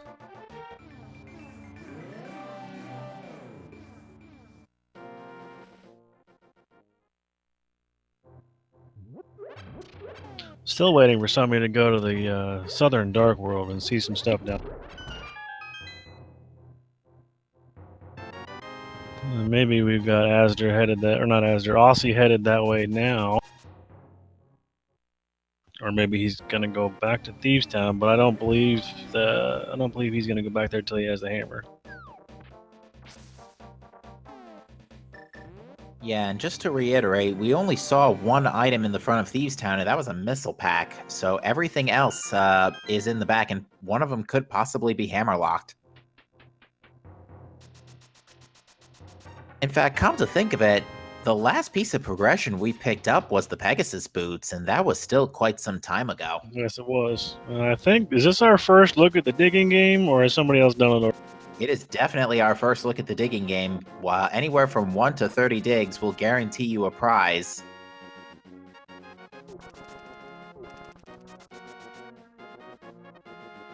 Whether it's useful or not is up to, up to conversation. Wow, that was 27 digs for a big 20. That is not a good dig game. It's a slap in the face. At the very least, it was not the shovel. Nah, we know where that is already. Yeah, I've seen some funny reactions to people digging up the shovel with a shovel. Convenient placement, you know. But with this, we are now going to take Jeremiah the Bullfrog back to the his Light World Smith house, and we are going to see what the Smiths have for us. To answer your Now- question in chat, no, we have not seen Stumpy yet. We're also going to get a magic bat check here as a good mirror or good portal position, which means he's going to have to go all the way back to the top of or the north side of Kakariko to get back into the Dark World, unless he gets the hammer. Which would be hilarious. Yeah, it's just a missile. Not this time. We're getting our first look at Catfish, however, from Herecnus. Now, I'm going to be absolutely stunned here if Catfish has progression, because it's been happening a lot lately where... Okay, never mind. That's just a bloopy. Yeah, not this time, but yeah, there's been a lot of cases over the last week where Catfish has had progression and people have left that behind. Mm-hmm. Oh boy. Red cane. Ooh. That's a right big now, one. it doesn't actually open much because we don't have the ability to get into Mire. And I don't know. We haven't seen Turtle Rock yet, so we don't know if we can get there either. But you don't have the hammer, so we can't get in. So it's really not providing much as a way of progression. But Herecnus is also going to check the pyramid ledge, which I don't think we've seen yet.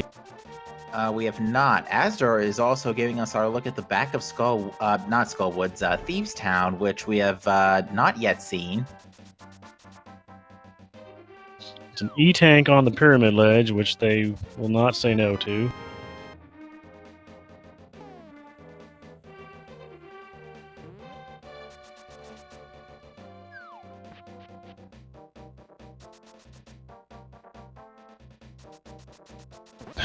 Aussie escorting the purple chest home.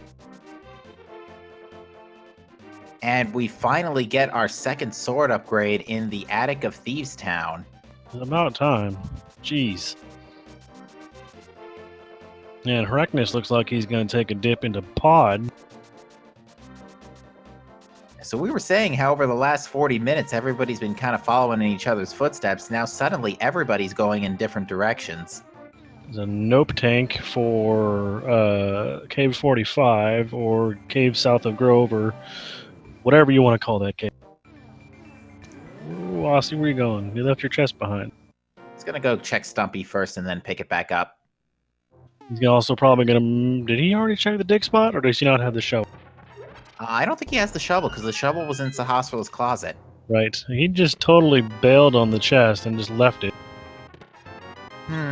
Now we've seen 2 more items in Thieves Town, so there is still a chance that the only thing in the big chest right now is the map. But the only way to find out is to beat blind. Does he not realize he forgot his chest? Oh, you know what it is? He's setting up a glitch here. Observe. What? How does that work? You know something? I don't know how that works, but I know this was discovered only semi-recently. 25 years this game's been out. We're still discovering things that break the game. And to answer the question, the maiden cell chest was a pack of super missiles.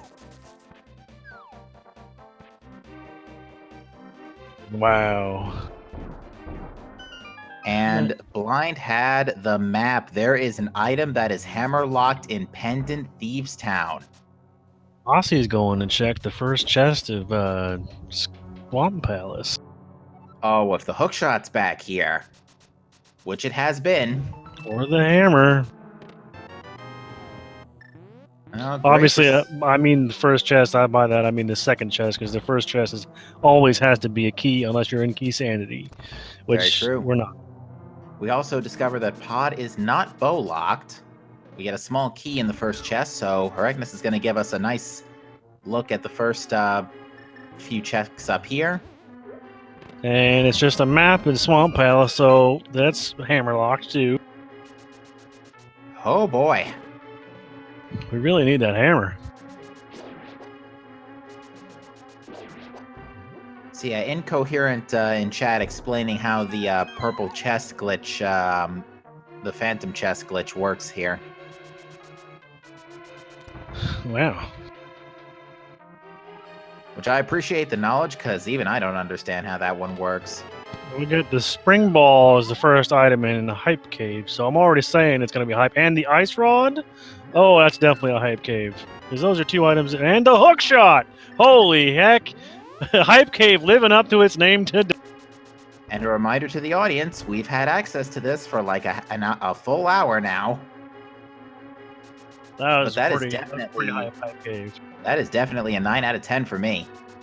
Now, that begs the question: what could be in Turtle? More importantly, oh yeah, I think. Oh, you know something? Well, we still need the hammer to get to Turtle Rock. Well, we're gonna go check the Eastern Death Mountain right now. True. We can check East Death Mountain. We can full clear Ice Palace. We can check East Dark Death Mountain. We can get. So this is gonna be Paradox Cave, Spiral Cave, Super Bunny Cave, Quake Medallion in the bottom of Pod, by the way. Super Bunny Cave, Hookshot Cave. You can check what's on the island. You can see what Medallion Turtle Rock is. This is a huge amount of things to do up there. Absolutely. And as chat's pointing out, we still need the hammer to do all of Ice Palace. All true. We just need to get to Cold Stare. We don't need it. Oh, actually, there are a couple of chests that are hammer locked, so I take it back. But that still begs the question, where is that stupid hammer? Oh, it could be vanilla, man. Could be right here in Pod. Could be. We get 10 sticks and a heart container in the first 2 checks of Paradox Cave.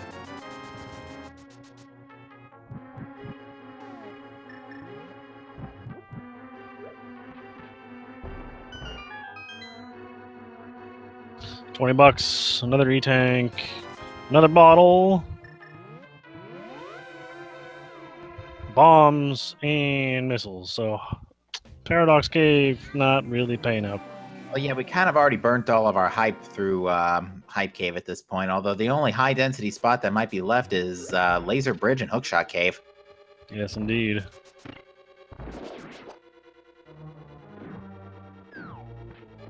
And now we got Heracnus in Eastern Palace. Finally, people go into these dungeons that have been available for... I mean, Eastern's available an hour and 35 minutes ago because you can go there for the... Yes, indeed. But first item in Eastern is just an E-tank, which Heracnus is still not going to say no to at this point.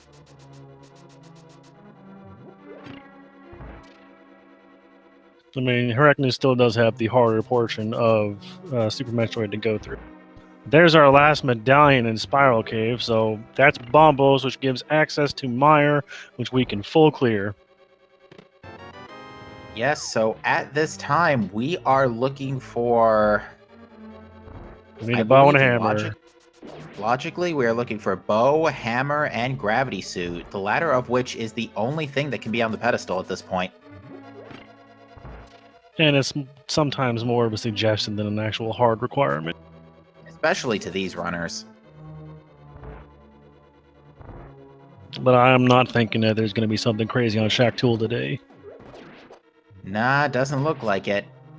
Although Shack Tool is, I believe Shack Tool is in Logic. And the bow is in Eastern Palace, French Vanilla, and high jump boots in Super Bunny Cave.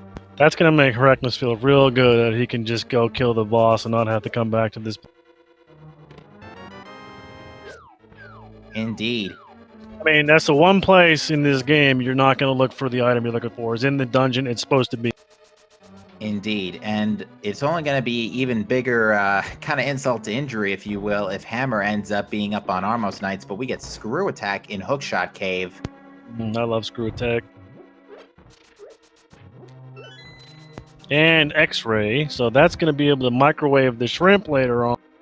That is very convenient for Aussie, because, yeah, Aussie has not dipped Meridia. Nobody has dipped Meridia yet, and Microwave Beam is going to make life very easy. It is Quake for Turtle Rock, which we actually don't know where that's hiding. Actually, we do have Quake. Heracnus picked it up somewhere.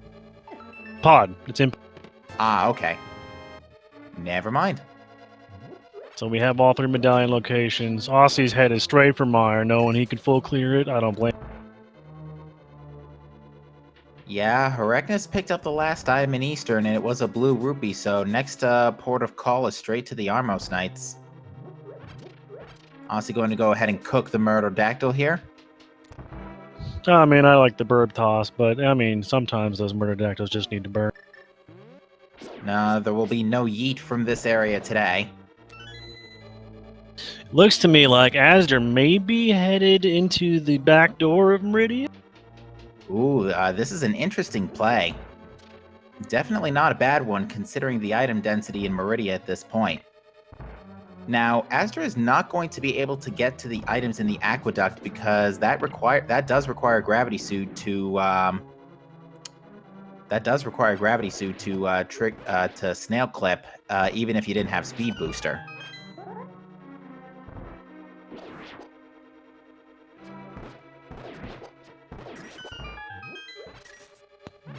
Doing spring ball jumps to get over those little armadillos of death or whatever they're. Yeah, I have no idea what those guys are called. Their enemy names, I'm not even gonna try.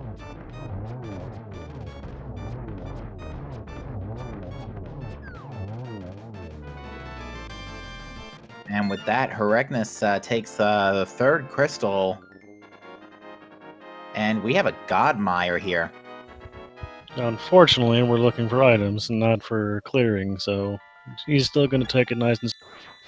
Maybe not. Unfortunately. As they're going to take advantage of this time to farm up a little, it looks like. It looks like he's attempting a spring ball jump to get into this little corridor ahead of Dragon. Or ahead of Batwoon, I should say. Excuse me. And that looks like Wave Beam. Yeah, that's value for sure. Because now you've got Charge, Wave, Plasma... not Microwave in Aster's case, but Charge, Wave, Plasma is still pretty good.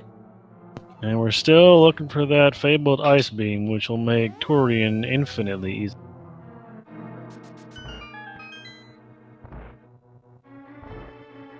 Heregnus is going to check the rest of pod, which we know is just got the Quake Medallion, and the hammer's not here. He can't get to the boss, so...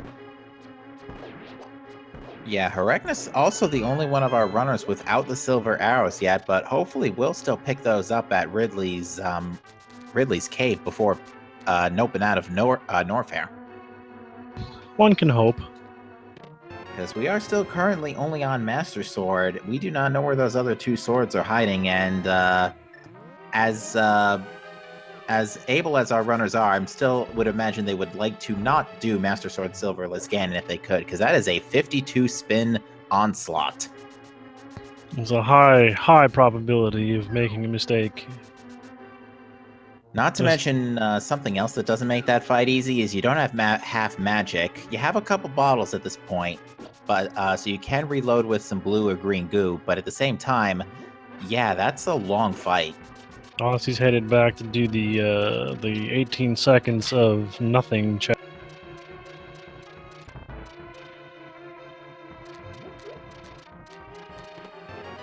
To get the swag net.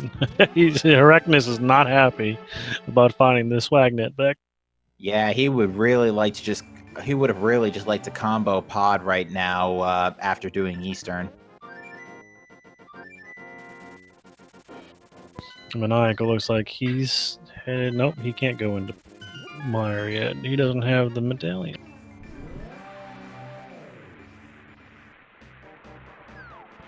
Looks like he's going to go and finish off Desert first. Makes sense. It's another crystal he can full clear. I'm actually kind of... Well, actually, no, I'm not surprised because we're still looking for that hammer. Aussie just bail out of Mire? Looks like it. He could have full cleared it. Why did he leave?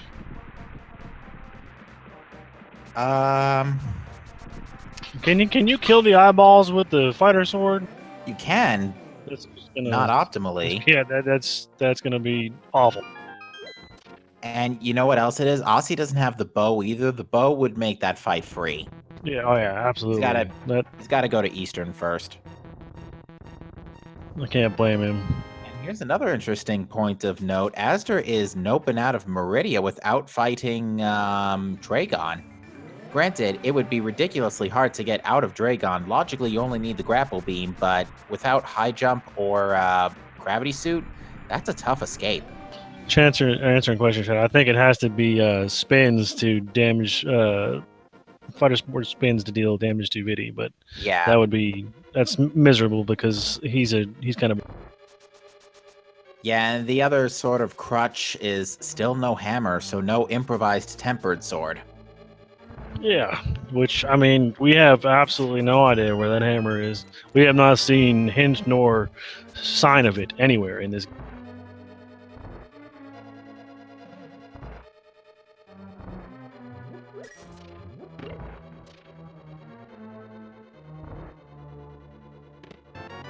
Looks like Asder and Aussie both getting scammed by our other grumpy fish of this seed.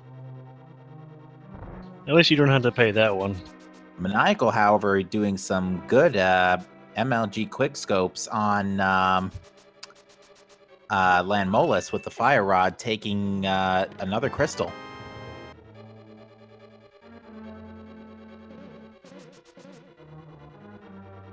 So at this point, basically, we're missing the hammer.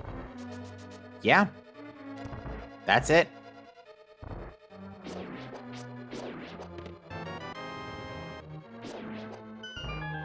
And you gotta wonder where it's hiding at this point. Because... you know what? I think it's in Meridia. It'd be a lot easier to do Meridia if we had the gravity suit. Yeah, but we could have a suitless Meridia on our case here, especially if the gravity suit is hammer locked. Because I'm just trying to think. We can't get to Thieves Town Big Chest. We can't do a good chunk of Ice Palace. Correctness, you're on the wrong side, brother. He's pushing the left side block instead of the right side one. Oops.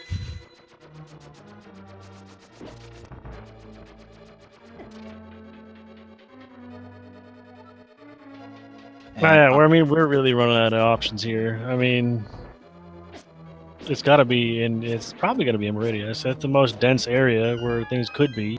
Yeah, there's a couple of Ice Palace checks you can make without the hammer, but it's still not the most optimal. We can check 4 chests, plus possibly the big chest, depending on the keys, according to chat. But yeah, if the hammer's not in ice, I think, honestly, the only spot it could be hiding is Meridia. Or Vidi. Because I don't know if we've seen both items in Misery Mire. I know we saw one, but it wasn't anything important. Oh, I'm being corrected in saying both items were actually found. I take that back. It's probably another reason why Aussie bailed, because you just got to fight the eyeball, and with a fighter sword, that's not a fun time. Arachnus doing the same almost quick kill on the Landmos. But yeah, at this point, I hate to say it, but I think suitless Meridia is the play. And it's kind of unfortunate that Asder just noped out of Meridia before without going for Dragon, Main Street Missiles, or anything. Although Main Street Missiles is actually not doable suitless unless you get a blue suit, but that's a pretty tough trick to perform. Not to mention you gotta carry the blue suit all the way to Main Street. Yeah, that's kind of a pain in the butt. Maniacal gonna dig for disappointment.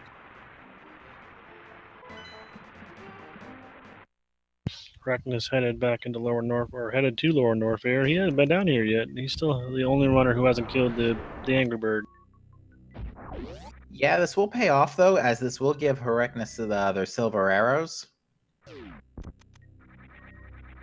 Arachnus also, in fact, everybody except Aussie still has to go to... Actually, somebody else picked up the cane as well from the Smiths. I want to say it was Asder.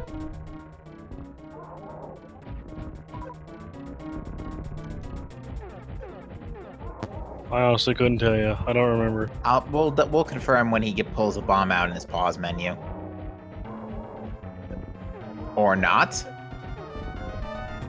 Yeah, he's gonna go around. I know he's gonna pick up the big net and the harmless Hellway. And down here is going to be where Quake is, right there. It's in the bottom right chest of the rupee room on the southern, or the downstairs.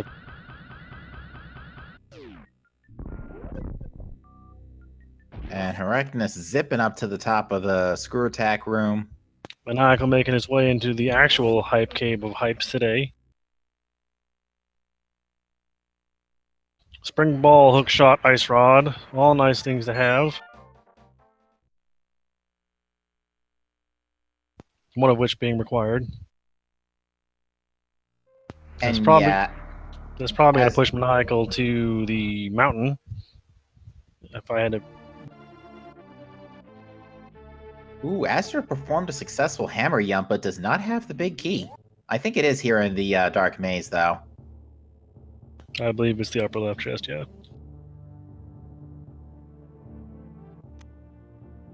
It's about the only time that a hammer jump was actually not useful.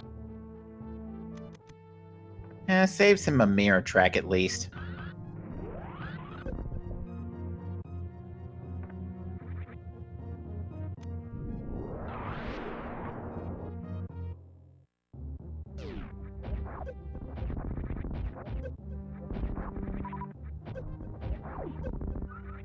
And considering that it's been a fairly gentle seed leading up to this point where we're still looking for our hammer, I'm kind of surprised. Actually, no, I'm not surprised. This is rando. There has to be a troll somewhere. Yeah, that's the way the game works. There's always something that's going to drive you nuts. Yeah, Aussie is trekking through Eastern Palace, and so is Asder for that matter. So they're both going to get their bows right in time for the Armos Knights. And they already both have silver, so it's going to be a really, really fast fight. Alrighty, Maniacal is heading back to Super Metroid. I think his next stop is going to be Shaft Supers, question mark? Yeah, looks like it. Yep, you're right. And Maniacal is headed on his way over to Eastern Death Mountain to check all that stuff. Yeah, we know there's not anything particularly crazy over here, which is a fairly uncommon occurrence, to be fair. Besides, although it does give us high jump boots and bombos, so actually I take it back. There is some pretty semi-decent value up here. Not as much as you would expect for such an item-dense location, though. High jump boots at this point it's just a nice to have. I mean, you have the can fly, but high jumps just sometimes makes life a lot easier. Makes life a lot easier, and for all we know, we may be doing a suitless Meridia for the hammer at this rate. I mean, we really are running out of ideas. Yeah, luckily we did find Spring Ball in Hype Cave, so that does mean we can check Shack Tool, even suitless. It's kind of a nice thing. Just to clarify with something in chat, Trinex is not in logic yet. We still can't even get into the front door of Turtle Rock until we can pin down the hammer pegs leading to that particular Dark World portal.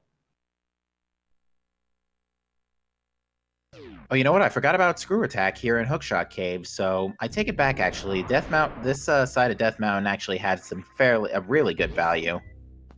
Not really anything required, but nice things to have. And I forgot about X-Ray Scope, too, while I'm at it. But yeah, pretty much a lot of our runners are going to be able to microwave the shrimp today.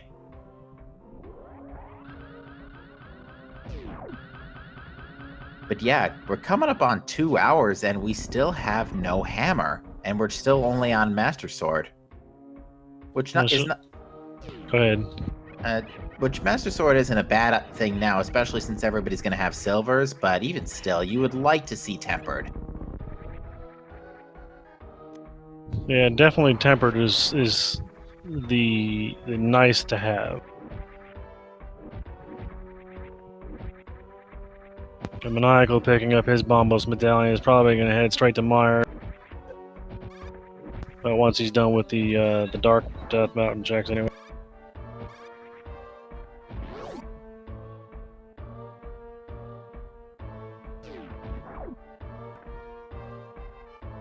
Astor finishing off his Eastern Palace for his 4th crystal. Yeah, we'll see where he goes next, because honestly, if anybody's going to make it the next major call, I would bet it's going to be Astor at this point, because he does have to still check Meyer, but that's pretty much the only... Well, actually, he's going to go do East and Dark Death Mountain first, so never mind. Arachnus has got to get moving. Not a bad call, not a bad play at all, because that's where we know where there's a little bit of value up there.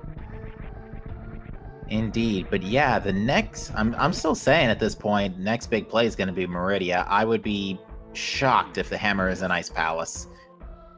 At the same time, I have seen a seed where Ice Palace has had literally the Go Mode care package where all 3 of its items were required. I think it was Bombos, Mirror, and a Master Sword were all in Ice Palace.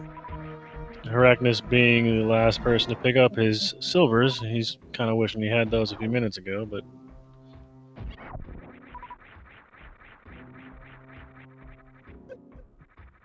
I mean, as far as Zelda checks are concerned, we are almost completely out of places to look at. Ice Palace is the only place we really can go where we haven't seen. Yeah, and even then, we can only check a couple of things in there. 5, anywhere between 4 and 5 specifically. Yeah, we absolutely need the Hammer. We would really like to see Gravity Suit. Gravity Suit just makes the rest of the game in Super Metroid really easy. Yeah, Arachna's having a little bit of trouble with the 3 Stooges here, as they're liking to take him down one by one. Somehow, even with all those E-tanks, he's still in the danger of death. Unbelievable. Them Stooges are not nice people. Well, it's not that they're not nice, it's just that everything they do ends up resulting in other people's injury.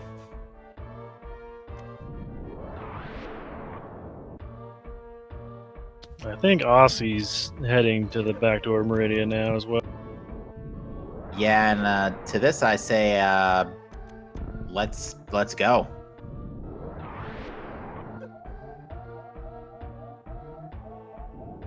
Warning.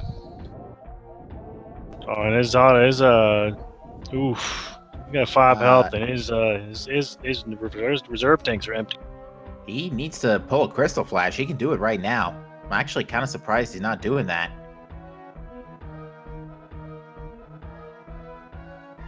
Alright, looks like Astor's next port of call is to do Misery Mire. Well, with Master Sword, this should be a little more tempting to go ahead and take out the boss. That Murderdactyl was literally inches away from pecking Astor right in the backside. Yeah, sometimes you need a bite in a certain area to get you going. In the right direction anyway, you know? And there's a Crystal Flash, so that's going to save his life. That's good. Yeah. I am curious to know why he paused at his map screen for a minute. Maybe he was just checking a few things, checking reserves or whatnot.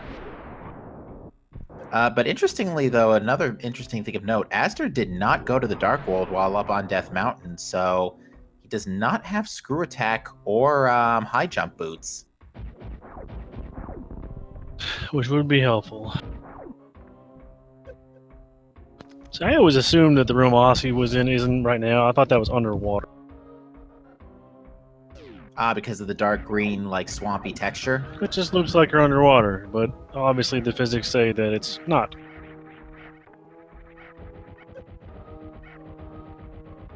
He's gonna go down and take on, we appear to have a visual, an interesting visual glitch on Arachnus' screen over here. There appears to be an SAX on the screen. Oh no, never mind, it's gone. I saw it. Oh no, there's still she's still there. I see her. That's terrifying. One of the most terrifying enemies in the Metroid universe so far.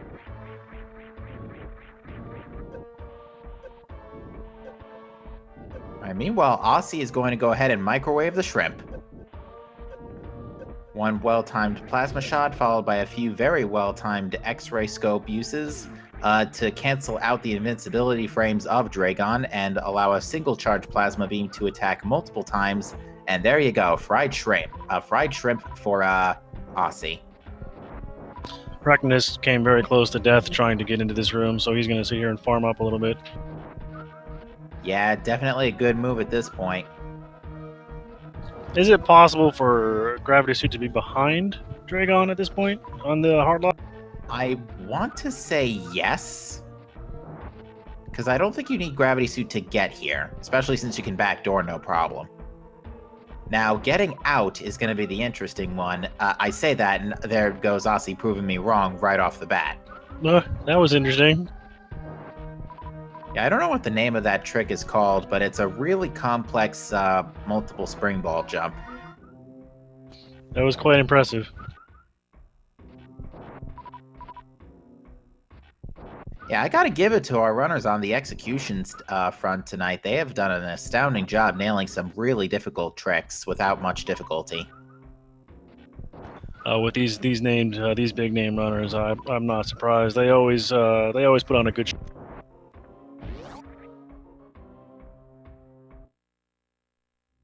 And once again, if you have not already, give these runners a follow, because this is the kind of stuff that you folks come to see when it comes to Randomizer. This is the kind of stuff of legends.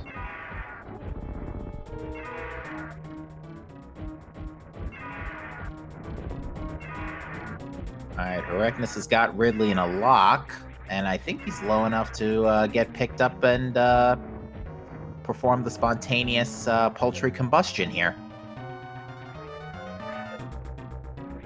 That is, if he can get grabbed. He really just doesn't want to pick him up. I can't blame him. If I knew that when I pick you up I die, I would never pick you up.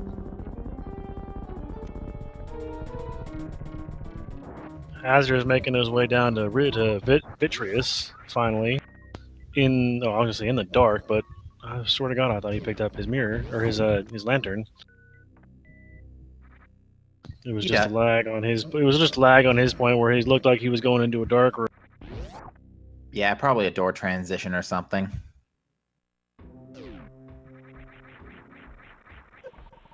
Alright, now Aussie is going to give us the rest of our look of Suitless Meridia here. Now the question is going to be, will he go to Shag Tool? First off, will he give us a look at the Aqueduct? Answer, no. He's going to take a safety save first, so that way we can check the sand pits and then reset if it ends up being garbage. It's usually a good decision to make, because getting out of there, I don't know how. I mean, I've only ever done it once. I've only ever beaten Super Metroid once, so... And if you blink and you miss it, the Vitreous fight is about to be over. Yeah, Maniacal, meanwhile, just following Asder's footsteps into Misery Mire. But yeah, 2 skewers to the eyeball. And that's Vitreous down, but there were no more items in Misery Mire, so all that for just another crystal. Nothing but a required item, you know? But yeah, at this point, all eyes are probably going to be on Aussie for a little bit while we get a look at our first sand pit.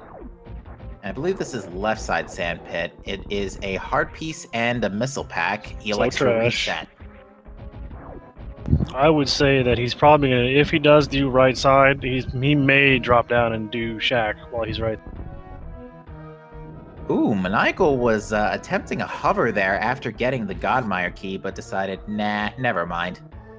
Granted, if he did do this, it would have paid off, but unfortunately not the case. It's hard to consider that when you're missing something as important as the hammer. At this point, you're not leaving very many checks, but Asder's making his dive into the Palace of Coldness. Now we can have a couple of eyes on Asder. Yeah, eyes on 2 different people at the same time. That's real easy. First item in left side sandpit was the hard piece, and the last item was another note tank, but Aussie elects to reset again. So not going to check Shack Tool. Oh, and Herecness just died. Oh, he got absolutely bulldozed by the 3 stooges. Those guys, man, those guys are jerks. They hurt so bad. I'm sorry, not bulldozed, eye poked.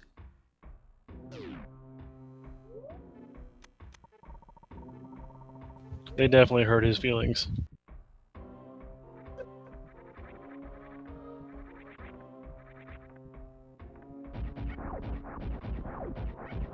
No, chat. Samus is the main enemy. Metroid is the girl.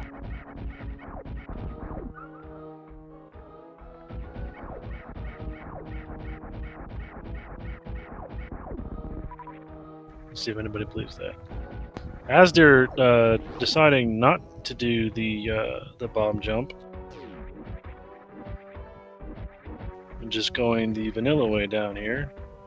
Can't say I blame him, knowing that if you don't have the hammer, you can't finish it anyway.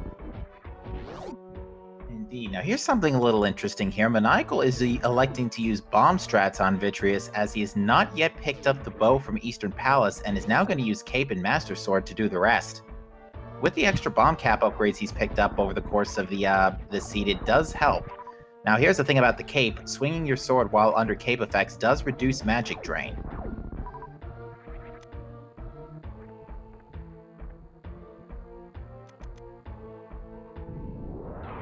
Asder lagged, so I did not see what was in the chest, the freeze order room.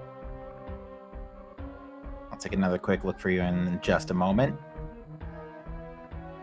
The blue cane is in the room adjacent to whatever room that is. I don't know. Yeah, One of the chests. Unfortunately, I couldn't see it either. Yeah, his stream lagged. It's just the most inopportune time. I don't know if it's anything important or not. I'll take a quick look at his pause menu next chance I get. Meanwhile, Aussie continuing through Meridia.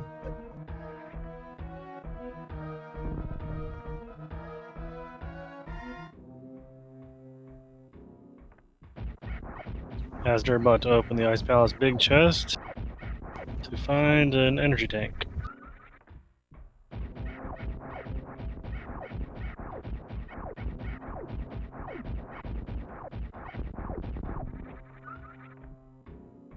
And I don't see, I took a quick look at the pause menu. I don't think Asder picked up the hammer in Ice Palace.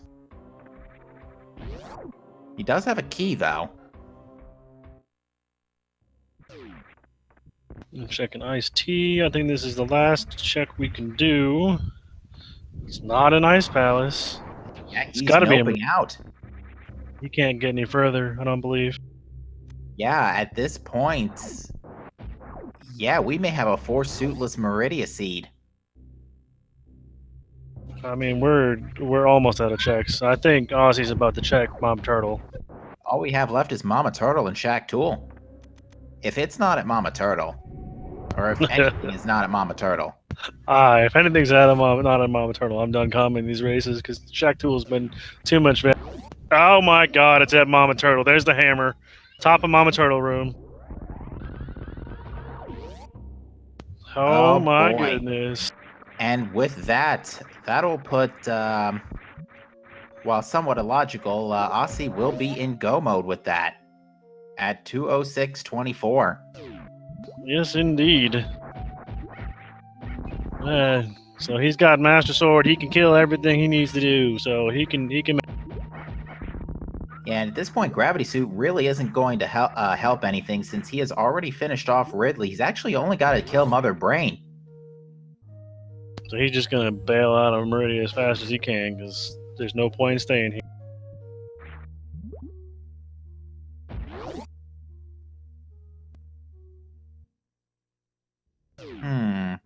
So that also means, ooh, nice clip there.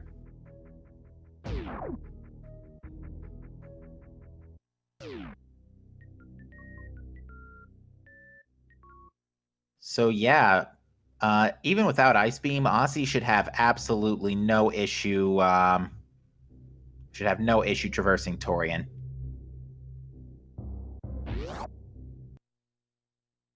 It should also be noted that Shaq Tool is actually suitless. Does require the Ice Beam in order to freeze the mini dragons, as I'm being told by some of the veteran runners in chat.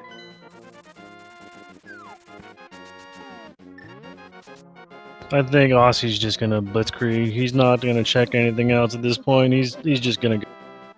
Yeah, he might check a chest that's right in front of his face in case there is a sword, but he's going to be able to go mode Swamp and Ice Palace. And unfortunately has to double dip Meyer, but that won't be very long of a trip to Vidi at this point. Yeah, he's already got the big key. He's always known where everything is, so he can just run down there. Nice and quick kill on with the silver arrow. But that begs the question: how long is he going to be before the rest of the runners find their way to Maria?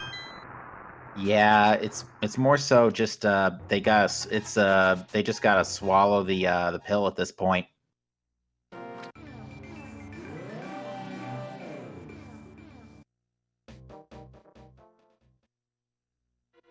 I was going to say, Azure looks like he's checking Spike Cave, but he can't get in there. He's going back to Super Metroid. He might be going back to Meridia. I mean, that's the play. It's the only thing you got left.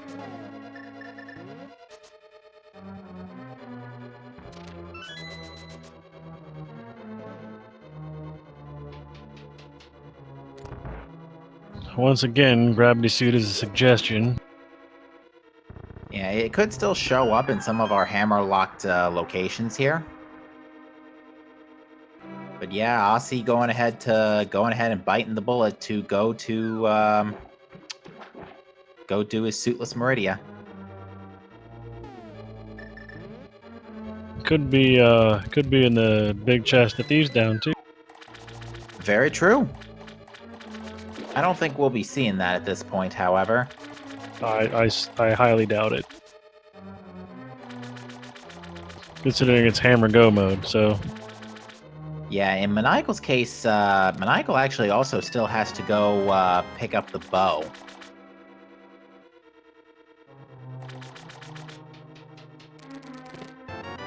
There's Ice Beam in the big chest of Swamp, so those power bombs not going to be an issue. Those Metroids down there are just going to die. Not an issue anymore. That is exactly what Aussie wanted to see.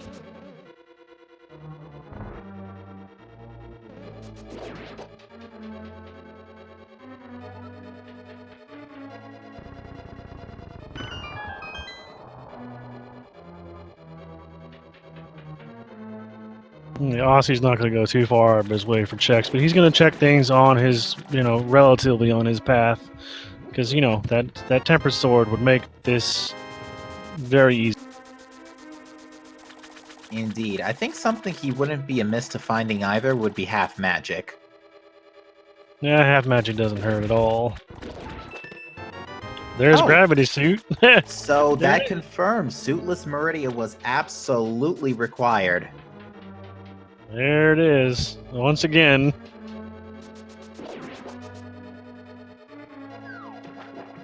These hard mode seeds, they're just killing me with this suitless Meridia stuff.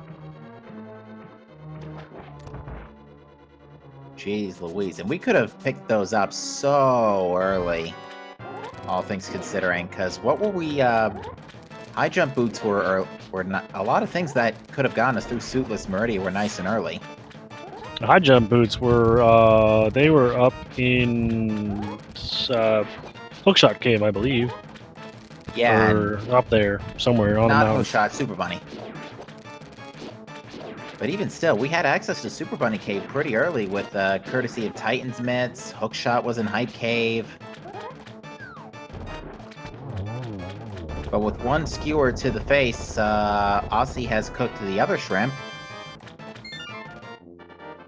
So now he just has to do Ice Palace and finish Meyer, and he will be able to head up to the tower to take on the big. Yeah, we have Maniacal here finally going through Eastern Palace, is going to pick up their bow and actually I think the only good thing in Eastern was the bow. Yeah, that's the only useful thing over there. Yeah, just gonna migrate his mirror portal real quick. I can't remember. Did Maniacal dip pod?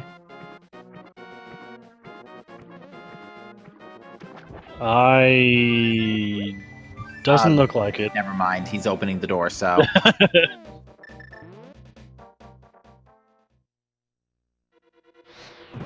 But yeah, Aussie is going to go ahead and go mode Ice Palace, and this will be nice, quick, and easy. 13 hearts, blue mail. Not the best circumstances for Cold Stare, but you got to do what you got to do. And you have Bombo, so you can save a little magic and add a few Fire Rod shots to the mix here. I don't know if he has any bottles filled with stuff either. I don't think he's made his way up to the witch's hut. True, but if he didn't refill those bottles, any bottles he did pick up should have fairies, with one exception. Let's hope it doesn't come to that.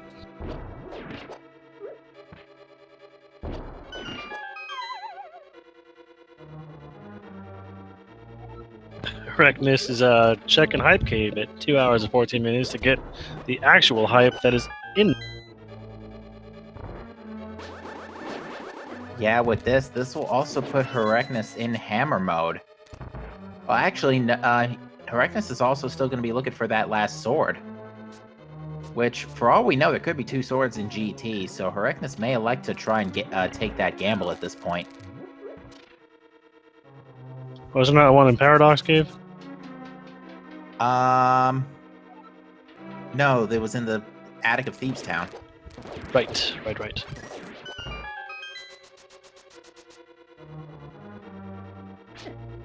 I forget stuff all the time, guys. It happens.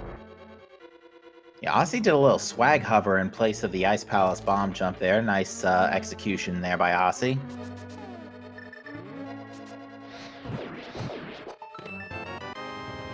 At this point, Aussie doesn't really do much that surprises me anymore. Yeah, if there's one thing that that I've learned about Aussie is that he will do whatever it takes to put on a show for the audience. And boy, is he putting on a show for the audience. Especially after glitching out the overworld with the witch. Yeah, he did that last week, and I thought the Shades was going to die because he almost had a heart attack. We both did, because I had never seen it, but I didn't know you could do that. I thought he really ruined his game. Ooh, Aster elected to pass the back 2 chests of Swamp Palace and is gonna miss out on Ice Beam, but did pick up the hammer from Mama Turtle.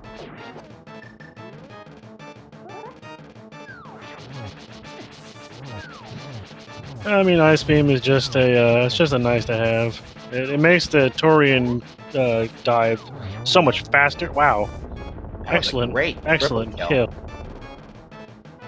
It just makes the Turian dive just so much faster because you just freeze him and shoot him rather than having to drop, 15 seconds for all those power bombs to go off?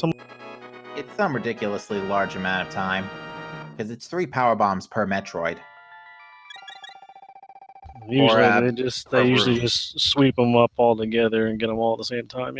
Indeed, and I think it's 15 power bombs optimally.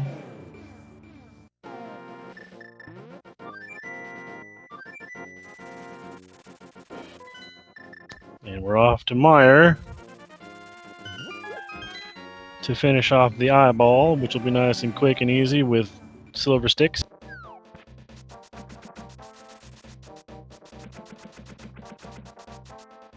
Duder K, I couldn't tell you.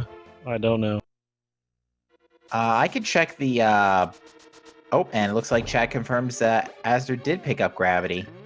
Usually the questions I ask chat because they can see everything. Somebody in chat knows. Somebody does.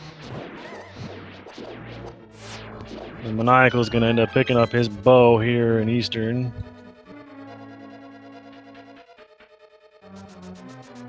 So it's kind of funny. We were saying how, like at the 1 hour mark, the seed wasn't being too trolly. Everybody was really just checking each other's checks. And then next thing we know, Suitless Meridia required and only 2 swords. And one of them's in a pendant dungeon.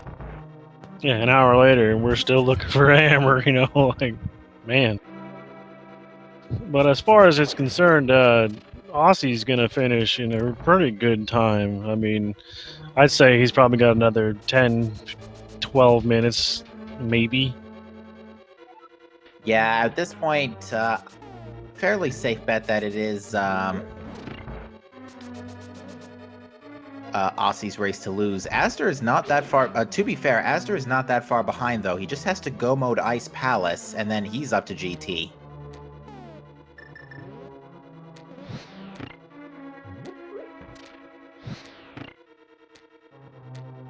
Oh, but you know what? Astor also has to kill Dragon, so...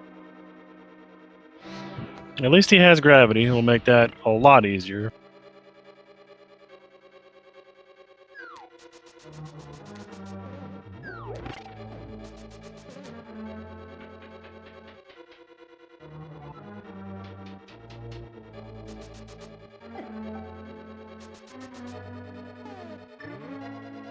Aussie delivering a little bit of spooky action here. Perfect given the time of the year. Don't remind me.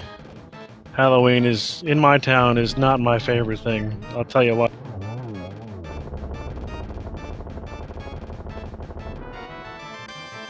Oh, apparently, So apparently, we must have totally missed this. There actually was another sword in Meridia. It was on the beach. Oh. Which actually explains why Aussie has Master Sword without dipping Thieves Town. Well, that being said, Aussie has 7 crystals. And that means it's time to play a certain guessing game. In Ganon's Tower, there are 22 chests that can contain the big key. In chat, until he gets into that front door, you have to guess a number. And if you guess the right number, we will give you something special. I'm going to guess 8 today. Usually I just pick a number and go with it at this point. As I say every time, everything is always 19. If you're a Stephen King fan, you'll understand what I'm talking about.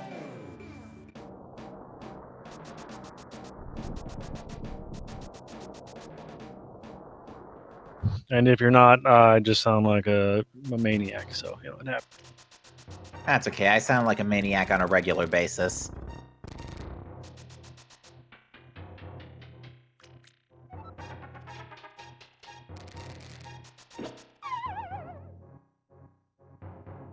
Alright, Maniacal has picked up their bow in Eastern Palace and taken down the Armos Knights, so now Maniacal just needs to go to... Maniacal and Herecnus both need to go to Meridia to pick up that hammer, and then they will both be in go mode, although Herecnus also still needs to pick up the cane from the Smiths and the Bombos Medallion from Spiral Cave? Why is he noping out of Death Mountain? I think it was Spiral Cave. Yeah, it was Spiral Cave, but why is he noping out of Death Mountain? Oh, he's not noping out of Death Mountain that quickly, at least. Maybe he's going for a health 3? Nope, he's out. Oh boy. He got his bow and he's gonna go kill Viddy, maybe? No, he Oh. can't get in there. He doesn't have bombos. Actually, he might have picked up Bombos. We might have just missed it. No. Well, that would explain it. I'm just putting some lines in chat One, here. eating. Chest number 2 is a small key, and he is gonna choose to go right. Alright, so yeah, at this point we have cut off the guesses for the big key guessing game, so we will see where that big key is hiding today.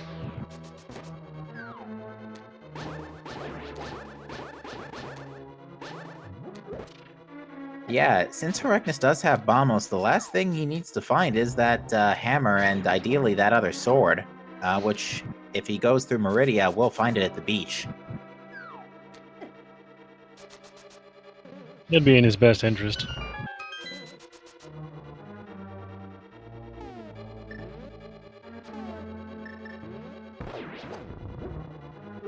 Aussie is going to put those silver hours to good use. They're always good to use, man. Come on. Number 3 is Big 20.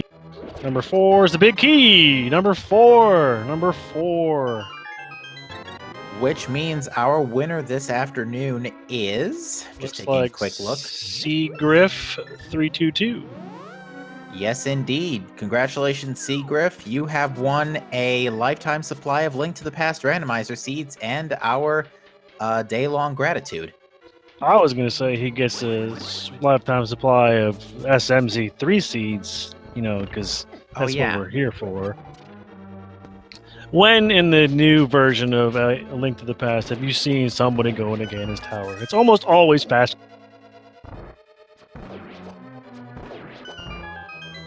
But yes, you can go. I forget the website to go. You can just probably Google SMZ3 randomizer and you'll find it. So, I mean, it's there. It's also on the Discord. It's also probably in the channel somewhere. There you go, right there. Mind of me has it. She's always got.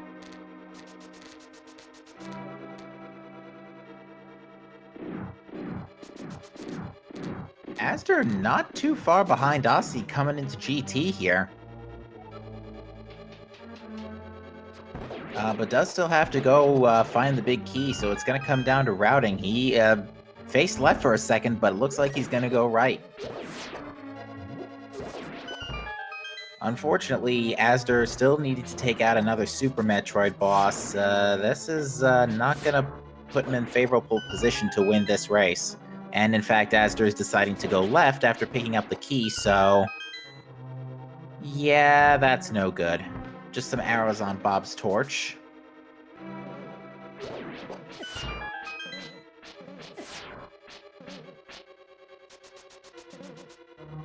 Yeah, he might find a sword. You never know. True. Plenty of opportunities for that sword at this point. And there's the Landmo 2 down in a blink of an eye with the silver arrow. Whole bunch of keys. Astor's up to 5. And there's the last sword Well. in the Stalfo's room. So that's going to make his Ganon fight a wee bit easier. But at this point, he's still going to kill Dragon. So he's, for sure, Aussie definitely has a significant advantage over everyone else in this restream anyway. I don't know about the people off stream. I'm not sure at this time either, but yeah, it is going to be too little too late, unfortunately. Which is a shame, because Astor was definitely putting on a great, all of our runners, to be fair, have been putting on some astounding execution this evening. I can pretty much say that now. It's sunset here in the East Coast. Yeah, I mean, sure. You've been saying it all day anyway. True.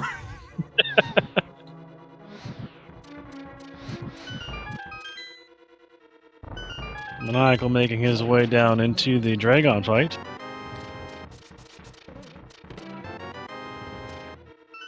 Now, is packing his X-ray scope, so we will see some microwave from for the shrimp. Astor giving us a look at the Rando room, aptly named because that's the only time you see it is in Randomizer. Or if you don't know what you're doing, check it anyway. I'm very interested to know why Aussie's checking chests here. Actually, it's for that last sword. And Aussie's going to be trying to do this swag bob jump across the gap with the Moldorm bump. I mean, this is very interesting. Yeah, this is another one of those for the memes plays that just ended up causing Aussie to fall off the field. Looks like Maniacal missed the microwave, but still managed to cook the shrimp using electricity.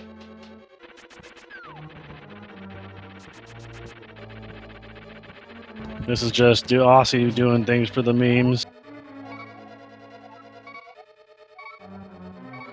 Just pause buffering here, just set this up perfectly. And there he goes. Look at him every time, man. And with some fantastic swag. Herecnus has taken down Vidi. And should be ideally making his way to Meridia. We found our 4th bottle behind the ice armors. Oh, so that's where that was. Interestingly, we did not know where our 3rd shield was. And for all we know, that could have been on Pedestal. Or Turtle Rock. I haven't seen a lot of mirror shields lately in our in these races. Yeah, it just adds lag. Indeed. Aussie also dropping a lot of bombs here. I mean, he's tired of the wizard's crap. Yeah, he knows they're not needed at this point, so he might as well just empty his ammo count. Except when he misses the strike. There it goes.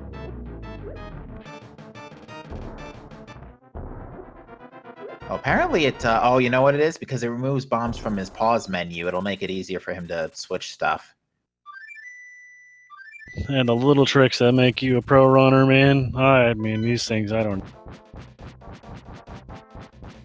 Every little optimization counts. But yeah, ladies and gentlemen, it is now time for the big pig. And Asder just got his big key, so he's headed up to the gauntlet now as well. Reckness, strangely enough, is doing the front of escape 2.5 hours later. Yeah, and I mentioned this earlier this weekend, but it makes sense why Ganon's not defeating Link all the time. It's because Ganon's only thinking inside the box until he finds evidence that you can think outside of it. Yeah, well. Link, on the other hand, pretty much always thinks outside the box. In this case, he's got a lot of places to check outside the box. So far outside the box that he even has to change who he is.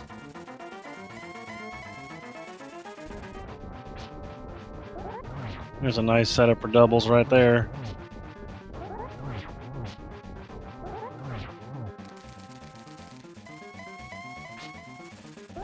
Zips past those fire bats with the hook shot.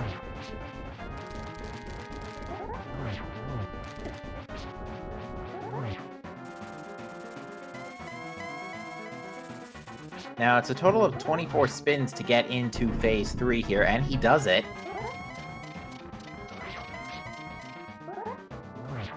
Very well done. The end of the fight is nigh. Yeah, Aussie does have to keep a bit of an eye on his health, though. He's still only at 5.5 hearts, and a Ganon hug is going to be really painful on Blue Mail. I believe it's 6 hearts. And I do believe he has a fairy, so that will help. Ganon asks if we found the arrows in Lower Norfair, and Aussie responds kindly with a single arrow straight to his side. Sure, have one. How about one? Have 2 more. There it is. Get a single G in chat for Aussie. He just took down the big pig. All he has left to do is dive into Torian and kill the infamous Mother Brain. You know something? I was kind of holding my breath to say that because on Friday night, we actually did have somebody fall off the 1x3 bridge. Oh my gosh, are you serious? Does that reset the whole fight? It does. Oh, that's awful. Yeah, oh, that's just terrible. It's basically a restart. To which I wish Ganon's response at the second fight would have been, really? The Triforce was right there? That would be epic.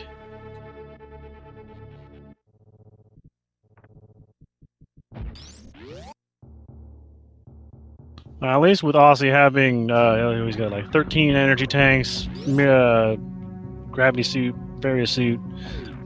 He got plenty of health.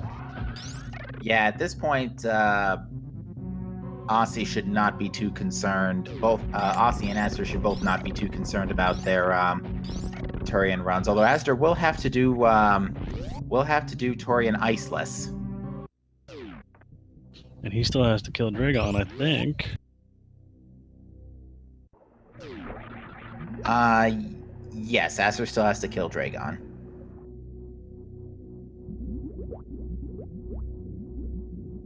Reckness is going to pick up a Master Sword in the attic of Thieves Town here. Yeah, this is a very late Master Sword for Herecness. Maniacal, meanwhile, is running on Tempered after picking up the sword at the beach.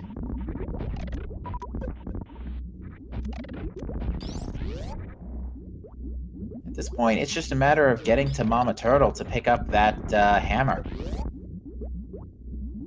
It's amazing. Now we have all this health that we could have used a couple hours ago. Yeah, Norfair was really giving our runners a lot of trouble, especially the Three Musketeers and the Three Stooges. Aussie doing flawless execution getting through those Metroid rooms.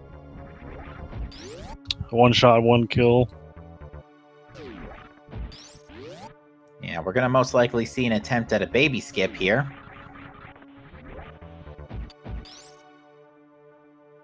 He has all the items required for it.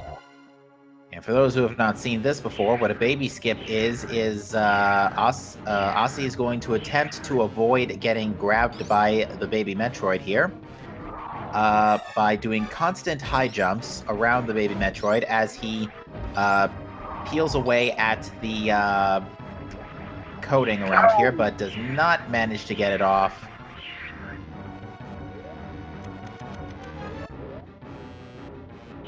He was close, but baby Metroid just wants to give you a hug because she loves you.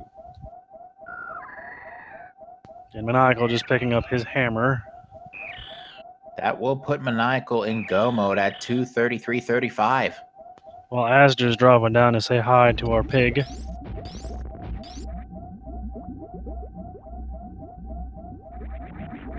Asder going to have a much faster Ganon fight because he has tempered. It's going to make the take things differently, or take a lot faster.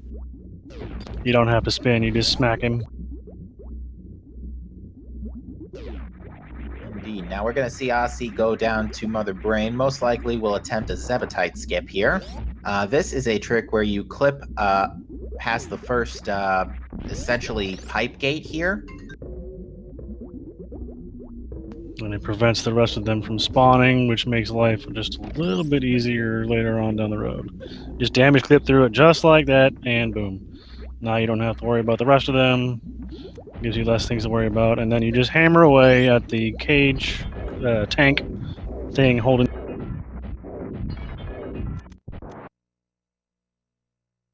I don't know, Mother Brain always reminds me of Krang from the Ninja Turtles, you know, the brain inside of a... I don't know what you're talking about. I didn't hear a phone. That came from me, actually. I was trying to cover you, man. I was trying to cover you. Nah, I'm just trying to be honest. A couple hours ago, you had a screaming toddler on my side. It was excellent. Let's get a G in chat for Asder. He's taking down the big pig without us even paying attention.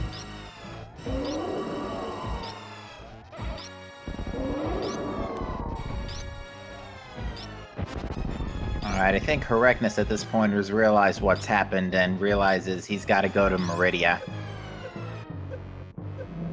Alright, Aussie is in fact setting up for stand-up glitch here. What this is a trick where you lower your health to a point where you still have control as you are in this Mother Brain attack sequence. Now, what he just did there was get hit while he has full control, allowing him to maintain control during what is effectively a cutscene. However, he has to be airborne as it starts. As you saw, he kind of had a sprite glitch out for a split second there. What this allows him to do is to continue to pump charged plasma shots into the head of Mother Brain while Baby Metroid is restoring his health to the maximum. However, if you have a beam on screen, or believe if you have a charged shot ready when you get the rainbow beam, it can really, really mess up your game. Yeah, and I was actually informed recently there is a way to break out of it, but it involves something called item canceling. That sounds like fun. And I'm not familiar with how item canceling works. You got me, boss.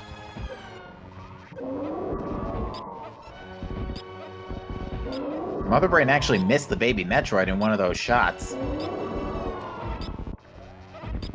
It's kind of a big target. How do you miss?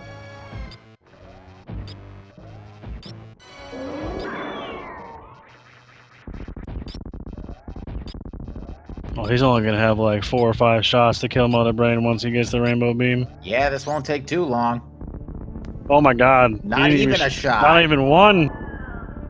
That's beautiful. Masterfully performed by Aussie 101.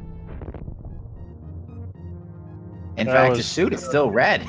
That was gorgeous. I mean, that was perfect.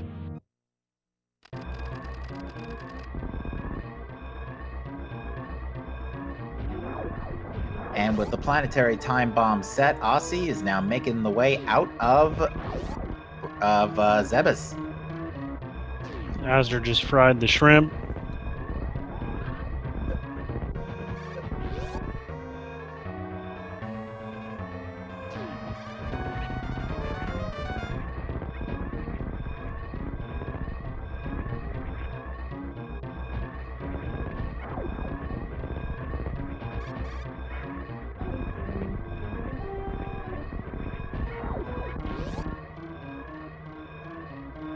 Arachnus is making his way into Dragon. Very nice speed boost all the way up the shaft. Tower, whatever you want to call it.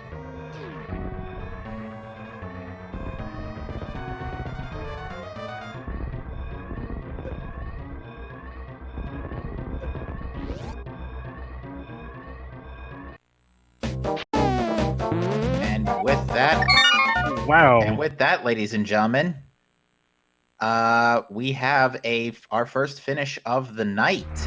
We have Aussie 101 finishing in first place with an official SRL time of 2:38.40, and that is going to be good for both the restream and the total community of this race. So GG Aussie. We'll see if we get him in here for an interview. He probably will be here shortly.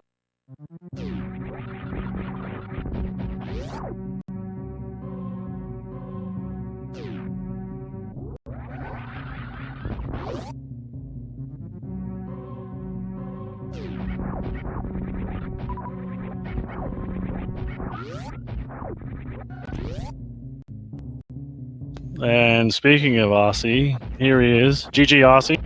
Hey, GG. We gotta hand it to you. That was some fantastic execution, especially at the end, managing to get a 0 Hyper Beam Mother Brain finale. Yeah, I'm just a little mad at the baby skip because the game lagged in my last jump and it threw off my jump. Otherwise, it was a really good baby skip. Otherwise, it was an excellent run from you, all told. 2.5 hours for a Hard Logic Super Metroid Seed was pretty good. When we started off, it was like giving you guys everything you could want, black, left, and right, left and right. Then all of a sudden, nothing for like an hour. Everybody's searching the whole world for nothing, trying to find that stinking hammer. Yeah, it also had some of the big items in really well-hidden places. Like the boots and the bow. Yeah, I mean, who's going to look for the bow when the dungeon is supposed to be in, right? Exactly. I didn't expect it to be there.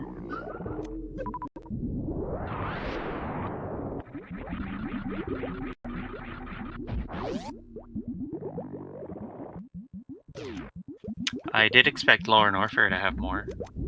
We had variant space jumps, and then I got mitts and flute not too long after. Yeah, Norfair ended up, well, if anything, the only Norfair area that ended up being the big spot was Croc. What was Croc? Croc had mirror, A male upgrade. yeah. And Space Jump was in Crumble Tower, which is right behind Croc. Or near That's Croc. right.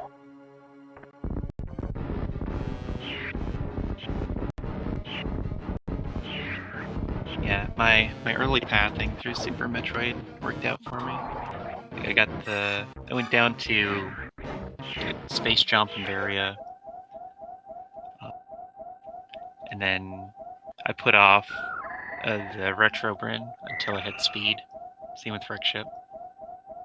And so I was able to get the charge beam out of Wreck Ship. It was definitely a helpful thing.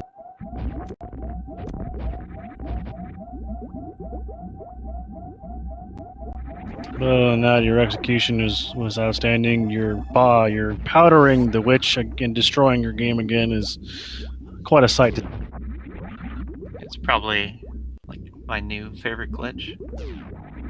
That and your bomb jump with Moldorm is your other new go-to that I've seen. Yeah, that one I just try to do every time. It's good practice. That and the Phantom Purple chest. That was impressive. I didn't know you could do that. Yeah, leaving behind the purple chest is just a good way to save time. Like, I mean, you can do it the way I did it nearly every seed. Just leave it at K45. You can check Stumpy. You can check Hype Cave first if you want, and then turn it in the chest smith.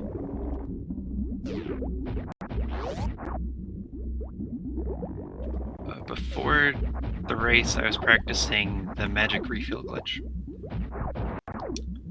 So you can put down a Samario block, fill all of your Ancilla slots, and then you spam Cane, and your magic will go up, and you can get over half a bar of magic doing that.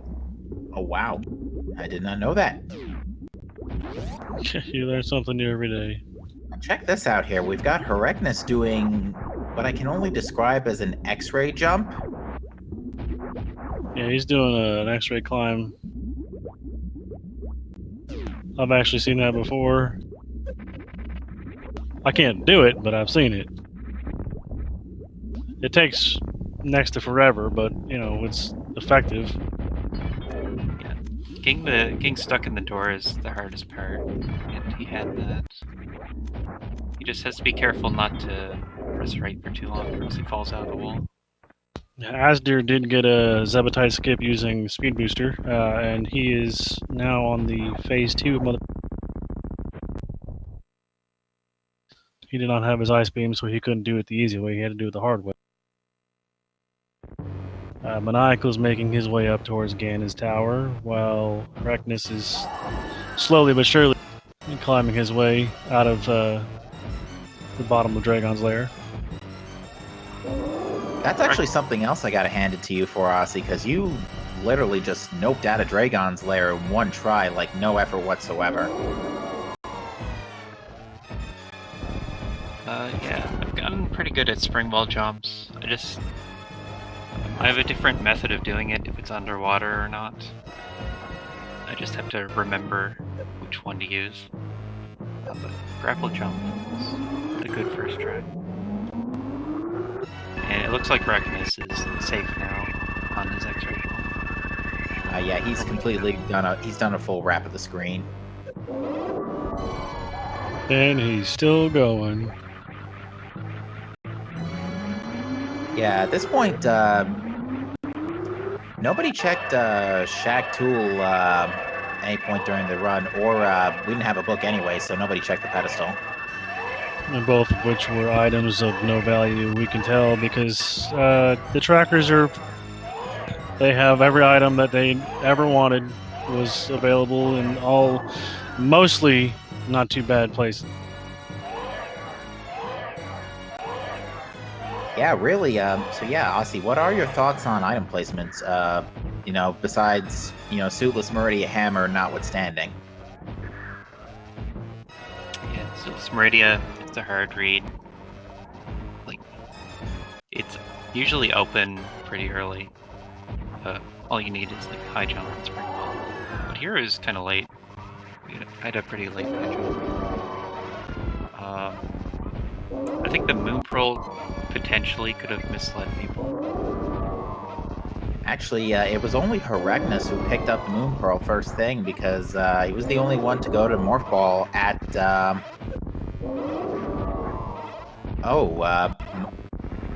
Sorry, I gotta interrupt myself, because we got a little bit of an interesting glitch going on here. Asder, the baby is not locking back onto Asder.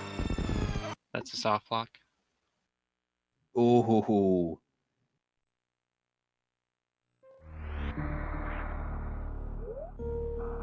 That is unfortunately, that is an F in the chat moment.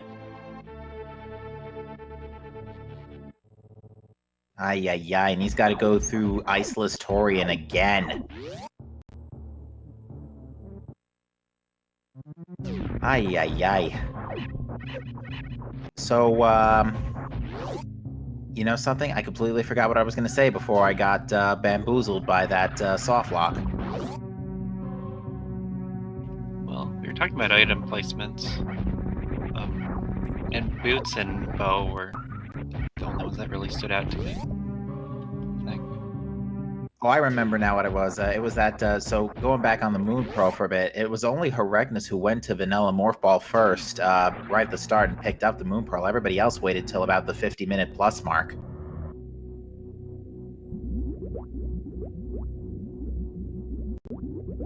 Yeah. On second thought, I don't think you can actually do anything with that. The second glove was behind a bomb wall. I see Asder is back in Turian. I must have missed something. My phone, I had a phone call, and I missed something. Asder soft locked during stand-up glitch. The baby Metroid didn't lock back on. That sucks. It went to the top right corner of the screen and then just stood there.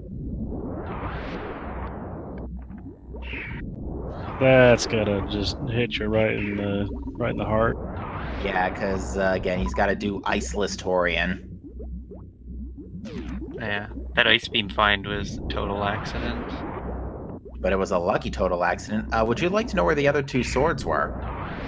Yes, I would. One of them was in GT, in the Stalfos room. The other was actually in the attic of Thieves Town, which you skipped.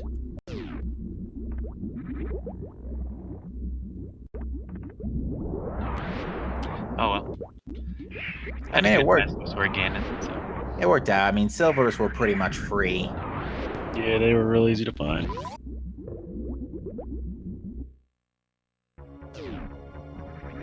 The one thing that wasn't easy to find was the bow, because it's the one place you never thought to look. Yeah, you hate to see a French vanilla especially is probably even, well, vanilla's of course the worst, but French vanilla's not much better. Yeah. If you don't go to Eastern early, then you try to put off until you get the bow. And here we had the early morph ball leading you away.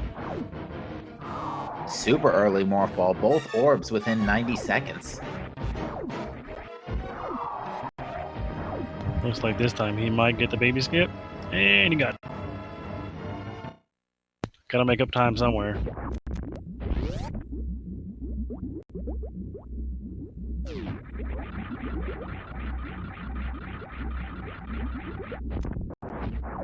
Still no sign of the hammer on Heregnis' side. Still has to go to Mama Turtle.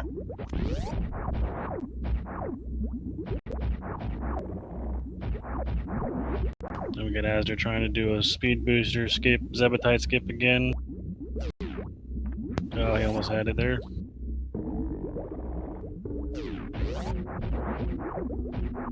What were your thoughts after finding Gravity in Swamp Palace, Aussie? I just thought I didn't need it anymore. And it confirmed that you needed to do Suitless Meridian. Because Hammer was locking the gravity. Yeah, hard mode, gonna hard mode. It's a real big thanks game.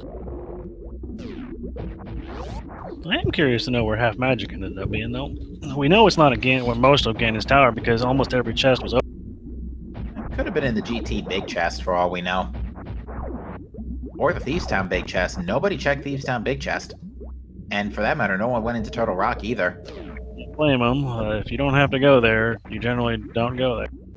Yeah, and considering how early Ice Rod was available, we were thinking about it. It's like, is there going to be something in Turtle Rock? And nope, because Hammer was buried. Yeah, that actually probably saved everybody, because nobody did TR because no Hammer.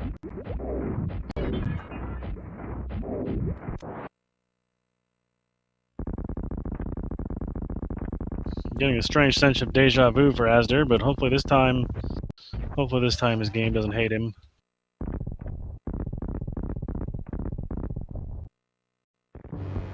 Heregnis hitting up an energy restore room in Red Tower. Asder actually does have to watch his health, because he's below 3 E-tanks normally right now. He's got his reserves backing him up, but that's it. Being a final boss, it's real easy not to take any damage. Interestingly, one thing Mother Brain doesn't really do is like use any physical attacks. It's all ranged. I mean, if you're just a brain, you'd want to use stay at distance, you know.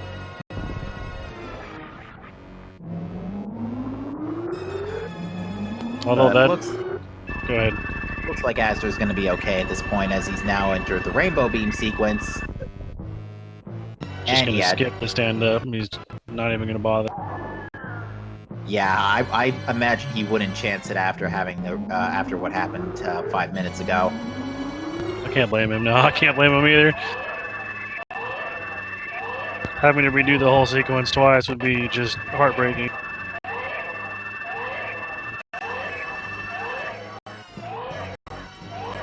The audio having a field day with this sequence as well, it would seem. Yeah, it's always fun to have that many sounds coming through at the same time. Make your computer go cross-eyed.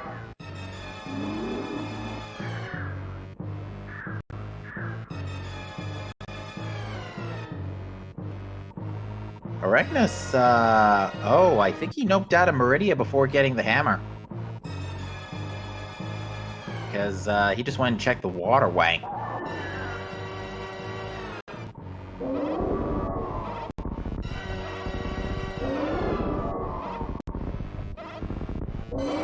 He can be looking for a while.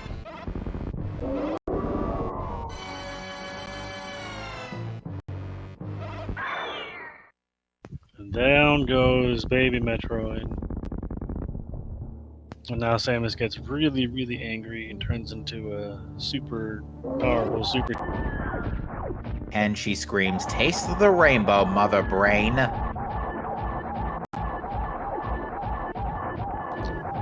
Honestly, that was not the word I thought you were gonna say.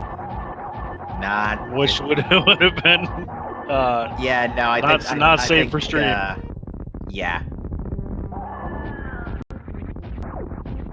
Actually made my heart rate come up a little bit for a second. I was like, oh no, don't do that. No, I wouldn't do that.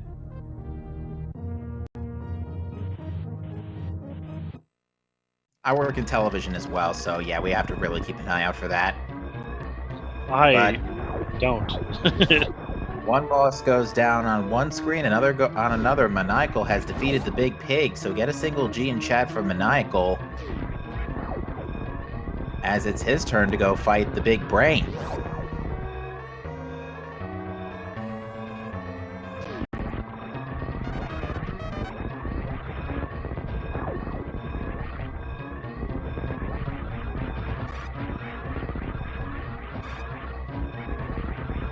Samus sure does leave behind a bunch of planets that blow themselves up. Yeah, you know something? All things considered, I wouldn't be surprised if in Metroid Prime 4, Talon 4 is the one that bites it next. That's the one planet so far, besides a couple on Prime 3 that she blew up Phase, so yeah, technically Talon 4 is the only one where the planet hasn't blown up yet. I read the lore of Metroid Prime 3, but I never played it. I don't think I can with my current equipment, otherwise I would. But, learning where Phazon came from and seeing that Dark Samus survived again, and let me pause. Asder, just GG for him. He's coming in second place on our restream. I don't know where he's coming in overall. That'll be up to my partner here to tell you. That will be second place with an official SRL time of 2:56.13. Wow.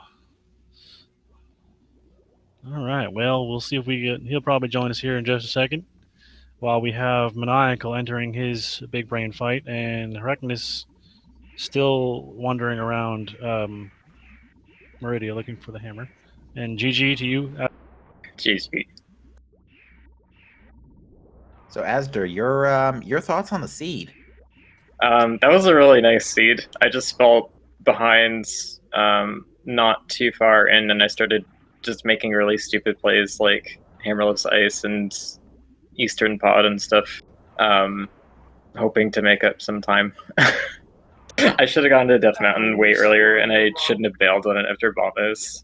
But it was a really nice seed, otherwise it would have been really short. Yeah, we saw, unfortunately, you had to double dip Ice Beamless Torian. Oh, that was dumb. I I've been watching Zost run GT Classic lately and doing stand up glitch. I saw he like positions. He positions the Metroid so it dies at the right edge of the screen.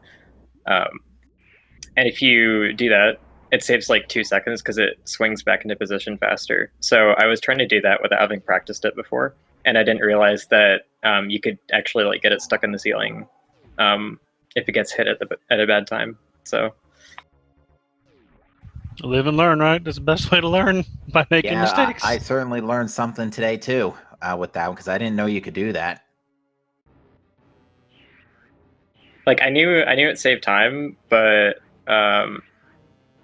when I saw him do it, he like sacrificed stand up shots to get it in position, and that's when I realized like how worth it actually was. And then I realized why I usually don't do it. Maniacal trying to get a baby skip, but ended up getting caught in the weeds at the bottom, and now he's genie.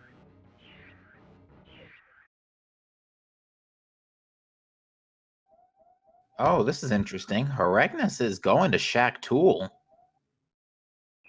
I mean, at this point, he's probably thinking, "I've looked Oh, wait. everywhere else." No, I'm sorry, that's not Shaq Shaq. Tool. That's It not looked Shaq. like it for a split second, but no, it's the watering hole. My apologies. He's gonna find that sword though. That'll be helpful. Yeah, once he came through the door, I was like, "That doesn't look like the Shaq Tool I remember."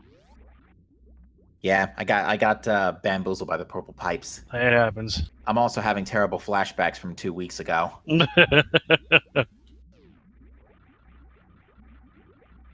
Yeah, this was actually I think this is one of the fastest hard logic seeds I've seen in a while. It went relatively peaceful. Yeah, really, it just came down to the hunt for that hammer. Yeah, it was almost like 45 minutes of just that, looking for the hammer, because we knew where everything else was. Yeah, We pretty much narrowed it down. It had to have been in Meridia, because I mean there was literally nowhere else people could go to get it. yeah. Once, pretty much the nail in the coffin was hammer the ice palace dip. Oh, really? Okay. I guess like I expected I was already way behind at that point, but I guess I wasn't as behind as I thought. Yeah, pretty much everybody was looking for that hammer, and Erechnus is still looking for it, unfortunately. Everybody wanted a reason to not do Suithless Meridia, and that's exactly what you have to do, unfortunately. I mean, I would have done it if I had high jump, but I managed to avoid it like the plague. That was my problem. Like when I got Spring Ball from Hype Cave, I was just like, okay, well, hook shot that leads to Death Mountain, but like Death Mountain's the obvious play, and I've just played like crap, so I'm gonna go Meridia instead. So I backdoored it, and then I was like, I actually can't check a whole lot unless I have ice or high jump, because like Logic can expect you to do the bot tune check the way that I did with only Spring Ball, but without high jump or ice, you aren't really getting anywhere else. And I kind of realized that after I went in. I was thinking I was gonna like do all of Meridia backwards, because you can do that if you have just like high jump and spring. Like not having ice isn't as much of an issue if you backdoor, but like just having only spring, it wasn't gonna work.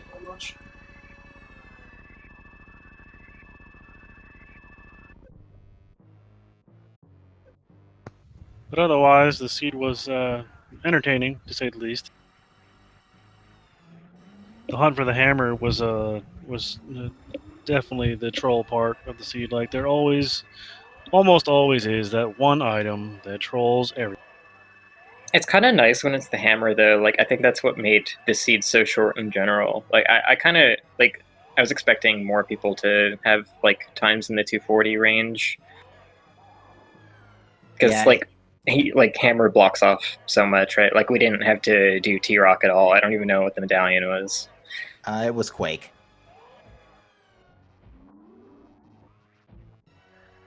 But yeah, hammer Not having locked out. hammer. Go ahead. Sorry. It locked out most of Swamp. It locked out a good chunk of Ice. It locked out Helmasaur King. It kept you from doing a lot of really what would have been pointless long trips. And to answer question, chat, we actually do not know what was on pedestal. Although at this point it couldn't have been anything exceptionally important. What were your thoughts, Asder, on finding, noticing that there were both of our orbs were super early? Oh yeah. I mean, they weren't both super early for me. I found Morph first, and Vanilla Morph location where the Pearl was one of the last places that I went, and that's why I felt behind. Because if I don't have Pearl, I'm probably more okay with doing out of the way checks like Croc or like full clearing wreck ship or things like that. So when I saw Pearl was available right there, I was just like, okay, well, I feel like I'm at a massive disadvantage right now.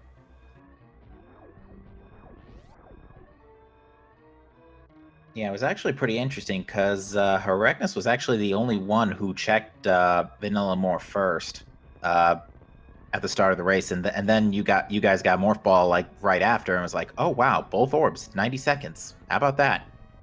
It's not something Yeah, you that's see. crazy, actually. You don't see that too often. And both of them were in the opposite game. Very true. And interestingly, we were starting to wonder if it was going to be an Agassi too, because you picked up Cape, Sword, and Lamp within the first like 10 minutes. Yeah, I was thinking that, but I was like hoping to have going through Meridia as an option for that, but that probably wasn't going to work out. Yeah, luckily you folks found Titan's Mitts. Oh, I did something dumb at the start of the seed. So, and this is one of the reasons I felt behind. I got Titan's Mitt at Terminator, and I checked back of Gauntlet right after that, and my brain like did a weird thing and made me think that the Titan's Mitt was in the back of Gauntlet, and that I had to go back for it later, even though I had it the whole time. Oh, that's terrible. Ooh, yeah, sorry about. Ooh, yikes. But with that, Maniacal has finished, and that's going to be good for third place with a time of 3:04:46. So get your GGs in for Maniacal.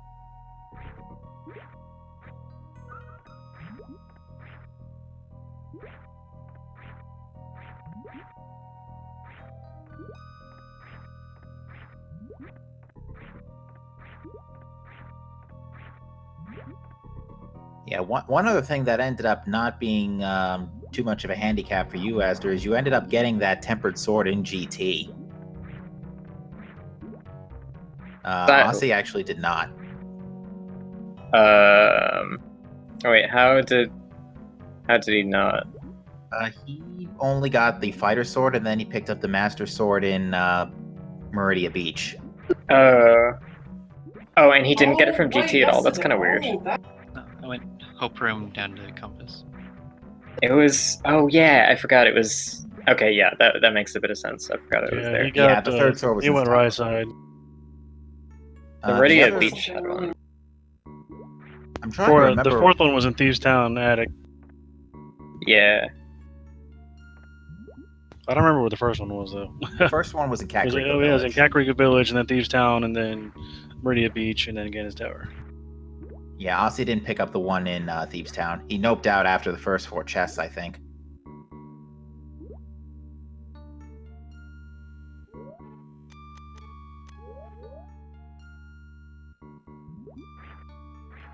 And I don't know. Yeah, Herec, I know what Herec's trying to do. He's trying to get to Shag Tool, but here's a problem. He doesn't have Ice Beam. He can't freeze the dragons. The mini dragons. Oh yeah, I've made that mistake before. Unless he's trying to set up a damage boost here. No, it doesn't work. And I don't know if Maniac was going to join us or not. He just... Actually, wait, there is something that works, but it's really...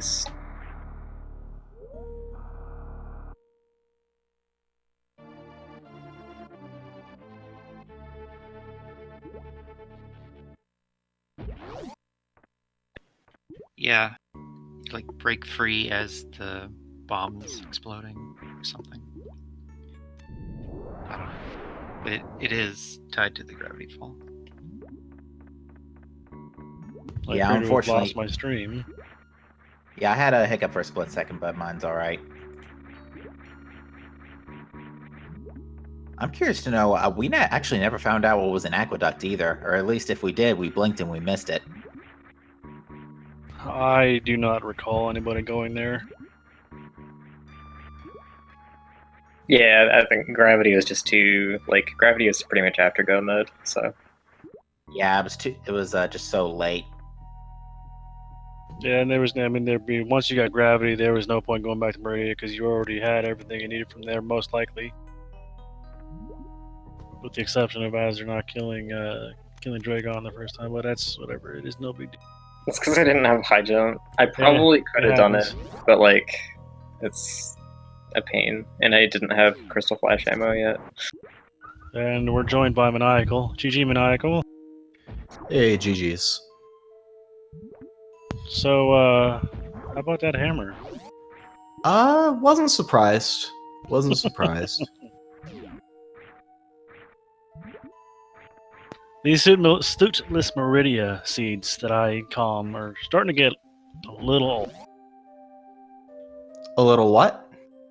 A little old. I think this is the second or third one that I've been involved with that has had a Stootless Meridia dive that was required, and then, man, that's some interesting stuff. I mean, Suitless Meridia is mostly just information. It's mostly just do you know or do you not know how to do it. So it's not really that bad. It's actually kind of cozy because everything's so slow. So I don't really mind it. It's just not something that I'm looking to jump into because it is a time loss if you're wrong, is basically what it comes down to. I mean, most things are a time loss if you're wrong, but that one stands to be a pretty big one. And we have Erecnus doing a few loops around the hammer here. But that will finally put him in go mode. No, at he still doesn't have 309.50. Red Cane. Oh, yikes. He still has to go to the Smiths. Well, at least he doesn't show the Red Cane on the tractor. Doesn't mean he actually has. I don't know if he's been there or not. I have no idea. Fair enough. Yeah, I didn't think 30X was going to be too bad of a time on this one. Once I did end up stumbling into gravity as a behind hammer location. But GG's to Azure and Aussie, who found their way through it significantly faster than me. I don't know about significantly for me. I did a lot of dumb stuff because I felt behind. I went into hammerless ice. I went into Pod Eastern over going to DM because I felt like I'd routed and played poorly. So I was let's ignore the obvious play and try and one-trip it or something. Yeah, I did a lot of that. I got my bow very late. I didn't get bow and do Eastern until I was basically on my way to do Suitless Meridia. I was routing that whole. So when I got to Dark World, I did Skull to the Mirror Ledge, got my boots, did the boots checks, went to Catfish, and then left it and kind of went back and did the other arc around and isolated some of the East Dark World stuff. And so I didn't get back over there until just before heading in for Suitless. I was routing on my way kind of down through that, but did go exactly like how I did it. Yeah, did check first chest swamp. Obviously nothing. Did everything I could before going Independent Thieves, then went Independent Thieves. I broke Lower Norfair early because I knew all I needed was the flute or high jump boots, or gravity to put it in logic, and I wasn't too worried about any one of those not showing up because of how many other things they gated. And so then I found the flute kind of right after and felt good about it, but was late to Moon Pearl. I felt late to a lot of things, and so I also did some fairly gambly things, but ended up just another old full clear. Yeah, what were your thoughts on like what would have turned out to be both orbs in like just a few minutes? I mean, I got Morph early from Uncle, and so felt good about Bryn Loop. And then, like, once the ammo lined up, the early ammo was really nice. Felt really good about all the things that I picked up in Bryn Loop, and so didn't mind leaving Blue Bryn. Then felt like I did get fairly punished by it, but there wasn't a whole lot of stuff left in Dark World. Like, you're going to end up, because there were items in the Super Metroid checks, you're going to end up doing those checks anyway. So you really couldn't get around doing a whole bunch. The only thing that I did that was, I mean, Lower Norfair ended up being pretty dumb in terms of not having anything, but you were going to do it anyway because it showed up in Logic early, because the flute was where it was, so I didn't feel too bad about that. And then Upper Wreck Ship did return charge, so I didn't feel too bad about that either. Yeah, actually, of all our runners, Herecnus is actually the only one who does not have charge beam, I don't think. I had a feeling somebody was going to miss that, but it didn't. I didn't feel like charge isn't a swing item in this, unfortunately. I wish there were just fewer supers. Yeah, I didn't find a ton of supers early, but I did have 30 by the time I went to Lower Norfair, so... There were a lot of Wasn't- regular missile packs early, especially. Oh, yeah. And think I all the counted. supers just kept showing up in spots where I didn't want to go grab them. Like, I think there was one, like, in Spectacle Rock or something like that, or it was a full heart container or something. Like, they were showing up in places where I was like, it's not really worth bothering. There's one in Cathedral, I think, that I didn't get. A cathedral. Cathedral Oh was no, a that male. was a male. A male I didn't. upgrade, yeah. I skipped that. Oh, I was already kind of going down to check it anyway, because I didn't have wave and I didn't want to use a power bomb at that point because I didn't have bombs. So I was blind checking that, so I got that. And I actually did end up going and grabbing the red mail from Croc Escape too, before I did the Lower Norfair dive, just in case it gave me Moon Pearl and then put me into like a low heart mire situation or something. Oh yeah, so like you were running around without Moon Pearl for a long time too, right? Yeah, I did Lower Norfair and like super bunnied my mire checks and things like that before I got back up to Blue Bryn. Yeah. So I was like hoping that speed would give me something cool at like Wreck Ship Reserve or something. Like Yeah, that. which it did. Like, it gave us sort charge, of. but it wasn't great. Yeah, like it was like, well, now I have this, and other people might not, but it's not like I'm saving a bunch of fanfares or anything. Yeah, so. it's not like in standalone SM Rando. Like in SM Rando, that would be huge. Oh yeah, because the fanfares at like 6.5 seconds per missile pack are like massive. So you end up saving probably at least a minute just off of charge beam in terms of pickups you can skip for most situations. And then like with the major split, like you know what to check, what not to check. So it's like it adds up for even more time there. Yeah, because you can just pass all the minor stuff. Although I'm interested with this Chozo thing that's going on now. I haven't done too much of it, but I'm gonna have to, obviously. I really like it, actually. I didn't think I would, but it feels like I don't know. I think I just like it because you tend to end up with like a lower loadout on average, and I tend to like that because I'm dumb. I think I like how the expected value of the majors is increased just because there's so many fewer tanks mixed up in there. But like it can end up being very, very swingy kind of on the back of that. Like if minor location tanks end up being required and you like can't make the hell run effectively because the gear set's bad or something on fewer tanks, then it really can be bad news. But I think I do prefer it to what we were playing for the first few weeks of the league.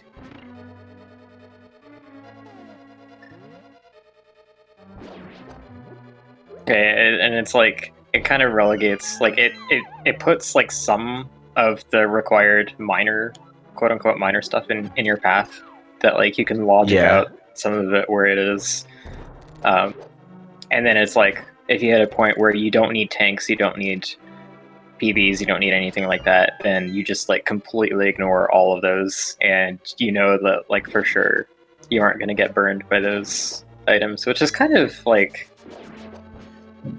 not really like it's less randomizy, I guess. So maybe one strike against it. Yeah, it feels a little less swingy, but it also feels like there are some isolated checks that can be really, really punishing. Like Croc for one major is one that really stands out. Like there's a bunch of like feast or famine type plays you can make that I think you're less likely to have close races in the Chozo. I don't know. I feel like my finish times in Chozo are really consistent unless I do something really dumb. But I guess like they're consistent between seeds, I guess, but like maybe they aren't as consistent within a race. I don't know. I've felt that. I know the way the logic is built, there's these potential for these really weird outlier seeds, and I think if you get one of them, like it can turn into a really high variance mess. Is kind of, I mean, not just like the Croc major thing, but like if a bunch of minor tanks come into logic because Vari is late or something, like having to go back and find really inconvenient minors, I think is going to be a real headache. I like how we're just talking about something that's completely like irrelevant to this randomizer, but it will be irrelevant to like what we have on the channel like right after. So exactly, I was like, it's still in time. I mean, we're just letting you guys talk. That's what we do. You guys are taking a break. You've been doing all the work. We're just sitting here talking, and it's time for you guys to unwind a little bit, relax, enjoy the show. Herecnus is finally making his way to Cold Stair, which will be his last fight in Zelda before he heads up to Gainus Tower. I wanted to point out that Aussie was the only one of you who picked up the Ice Beam, which made his Turian run extraordinarily easy. Where was the Ice Beam? It was in the big chest of Swamp Palace. Oh, wait. Oh, wait. Why did he pick that up? I don't know. Wait, had Big Key? I'm confused. Big Key was the compass chest. Yeah, Big Key was just south of it. He was looking. I thought he was looking for a sword. Oh, that's a heck of a muscle memory. That's like muscle memory for like. Okay, I see now. I presumed that he was looking for a sword because he was still on Master, but yeah, I was looking for a sword, but I was going to skip that chest in particular.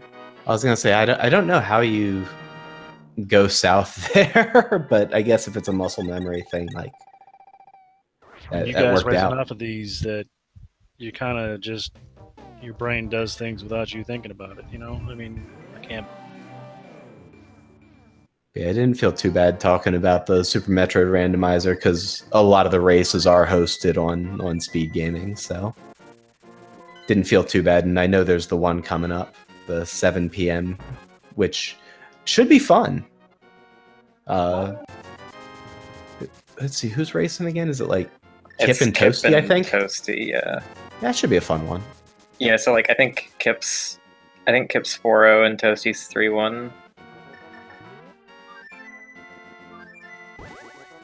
Do you know to whom Toasty lost? I haven't been keeping an eye on a lot of the groups because there's no intergroup play this league. And so I've really just been kind of focused in on where I am in my group. Yeah, I think that's kind of a shame actually, but like I don't have to worry about a floaters. So yeah. Like let me check real quick.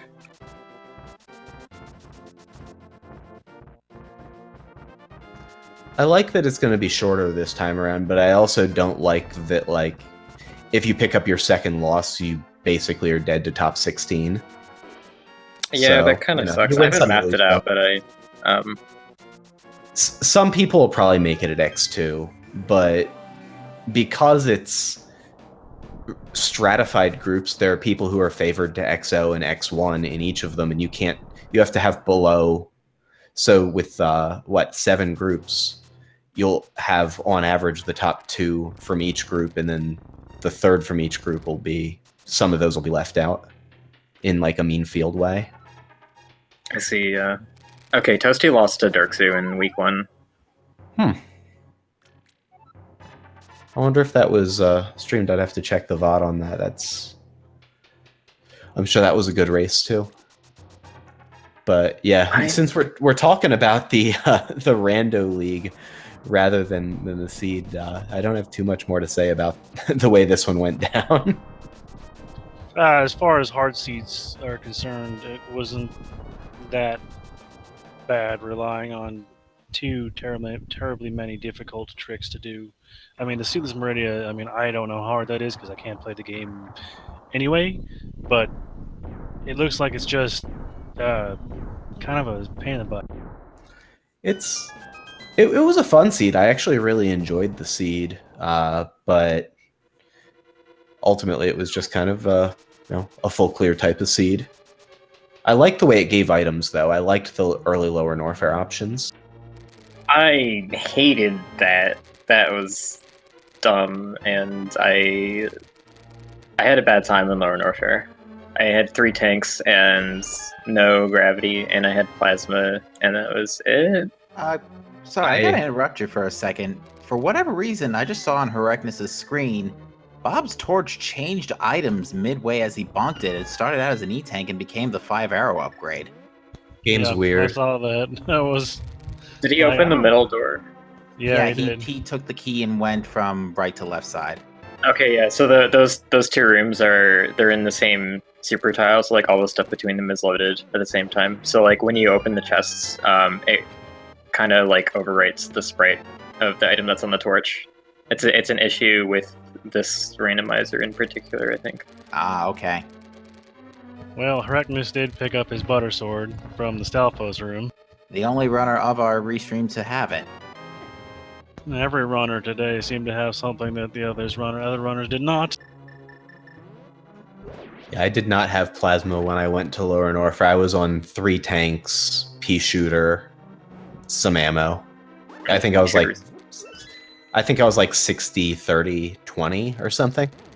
I had speed, so some of you guys had a very interesting time with the key hunters. They really liked you guys today. Yeah. Oh yeah, I figured that'd be too slow, so I came back with plasma and 5 tanks. Yeah, the 3 Musketeers and the 3 Stooges both led to several deaths around this time for the seed. Yeah, I figured I might not be alone in that one, but I didn't mind the deaths. They were fairly quick. I forget which one of you got completely rebodied by 3 of them all at the same time. Like it burned through your entire reserve tank and killed you immediately. I had no reserves, so it wasn't me. I was on 3 tank. It might actually have been Herecnus, so I don't know. It's been a long 3 hours. I definitely farmed some fire fleas so that I would have health after the red key hunter shaft to make it through 3 musketeers, and absolutely needed to be sure that I had the 3 hits to give. And it worked out in my favor because I needed all 3 of those hits. I should have farmed them for crystal flash ammo. Oh my god. I didn't have the supers for crystal flash ammo, but I just farmed them up for the big health drops. I could have farmed supers on my way out, but did not choose to. Farming supers is kind of not great there. Yeah, especially since I was on pea shooter, like farming the Zebos was a 2-shot affair, and so I farmed ammo in and didn't really want to farm ammo out, but Ridley gave me really good drops, so... You could farm it with charge, actually. Had no charge. I thought you had... Oh, you didn't have it at the time. I had pea shooter. Yeah, I was beamless. I was like Varia, Space Jump, Speed Booster, Morph, I think, was my loadout for Super Metroid. Yeah, that's a tough one for Norfair. Yeah, like I said, I kind of budgeted some of those key hunter deaths. I was like, I fully expect to die here once or twice. But I knew that with those saves, I was going to be able to put myself in a situation to get through it. Just took a little bit. My issue was I had low current health when I saved, so I didn't have enough to take a Death Giga hit, so Wasteland is kind of difficult for me. Okay, I'm gonna run out. Thanks for the commentary and stuff. Well, thanks for being here. Thanks for putting on a good show. Yep. GG. GG. GG. And likewise, I think it's about all I had to say as well. But thank you for the commentary. Thank you for having me in. And GG's to Aussie and Ashdar and soon Hrekinus. And I think Waterloo is still going. Yes. So yeah, GG's and take it easy. See you on the next one. GG. All right, but yeah, where we stand right now, we've got Hrekinus on his way to the big key. He's about to pick it up right now. Also picked up Butter Sword, pretty much full cleared all of GT minus Tile Room. Yeah, he's And- loaded for bear. The rest of this is going to be fairly quick. You know, the tower climb with red mail, butter sword, silver arrows is just going to.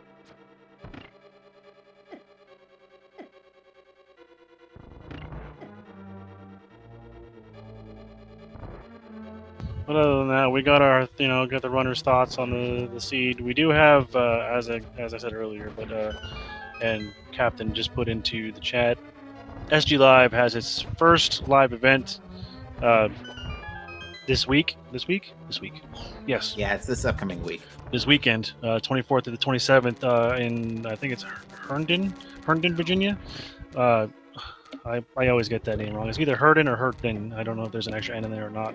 But there's going to be a whole bunch of stuff going on there. A whole bunch of tournaments. The Length of Pass randomizer, Ocarina of Time randomizer. There's going to be Mario Maker 2 and everything. There's games even there that I don't even watch because I don't know what they are that are going to be there. And you can watch it. I'm sure it's going to be streamed. But if you can go there, go there. I don't know how much the tickets are going to be. I'm nowhere close to it, so there's no way in God's green earth I'm going to get over there.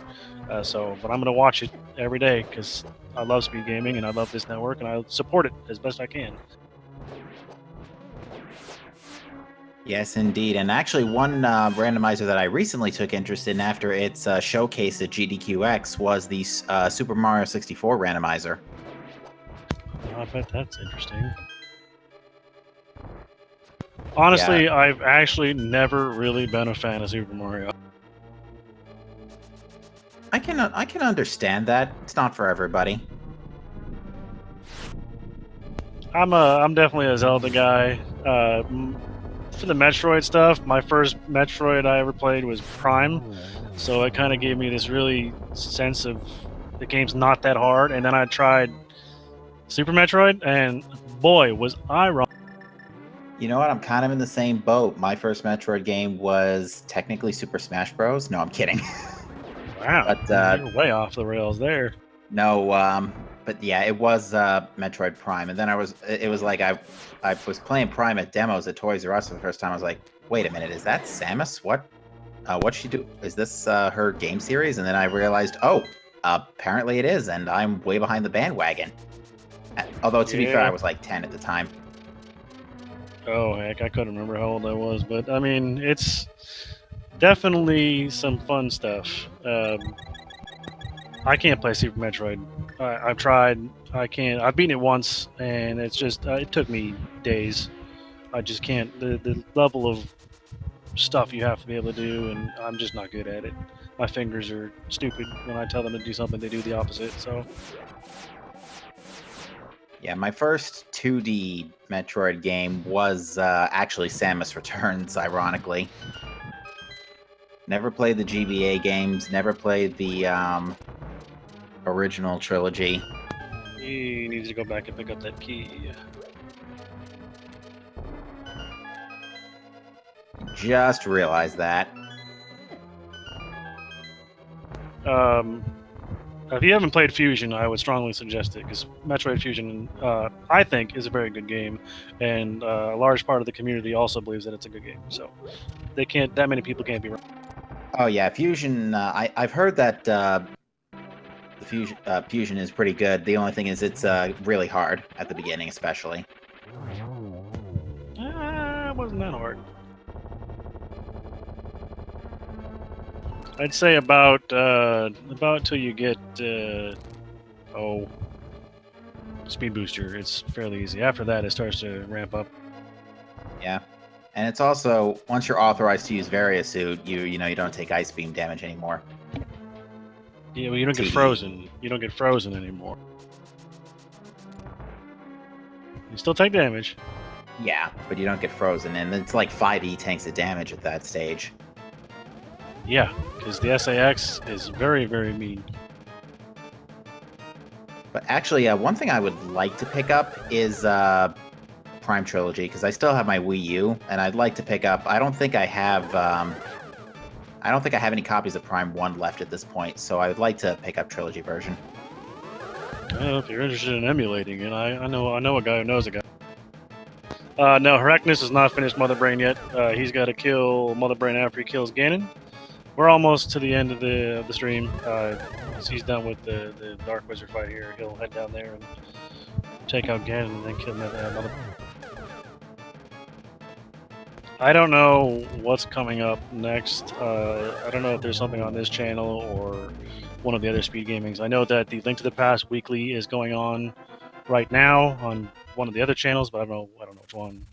I got you on that one.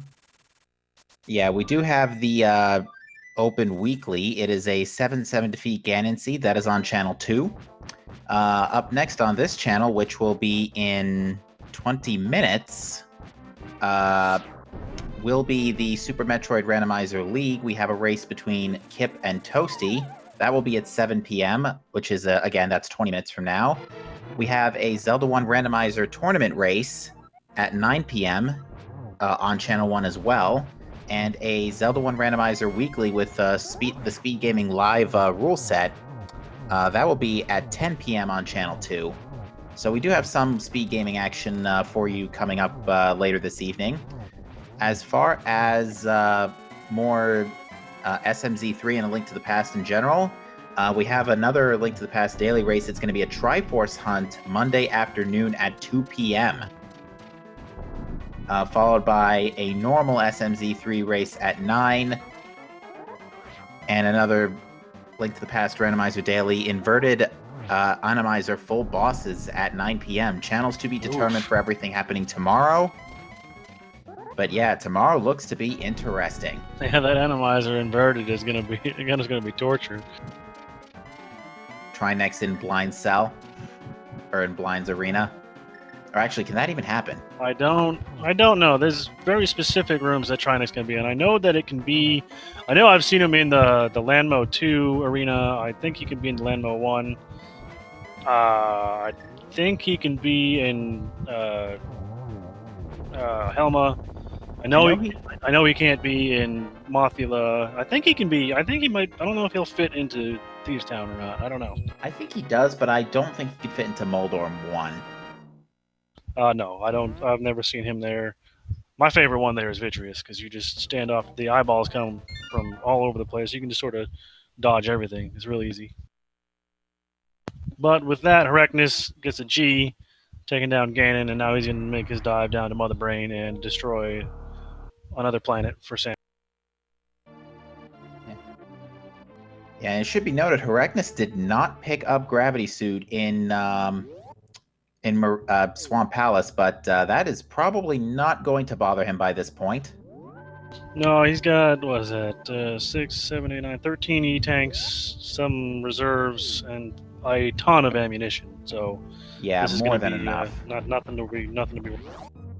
Is going to have to do Iceless Torian again, or not again, but we'll have to do Iceless Torian, unfortunately, but shouldn't be too much of an issue at this point. We're just pretty much putting the bow on this show. No rhyme intended.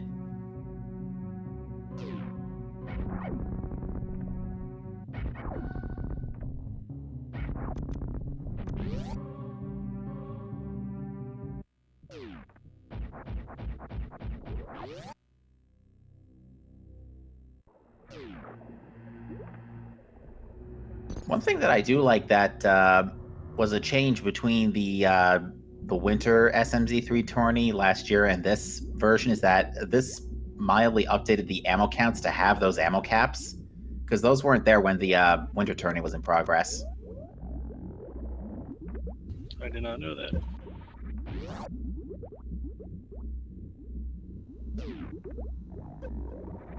I'm fairly new to the community, so I'm still learning some of the stuff that's going on here.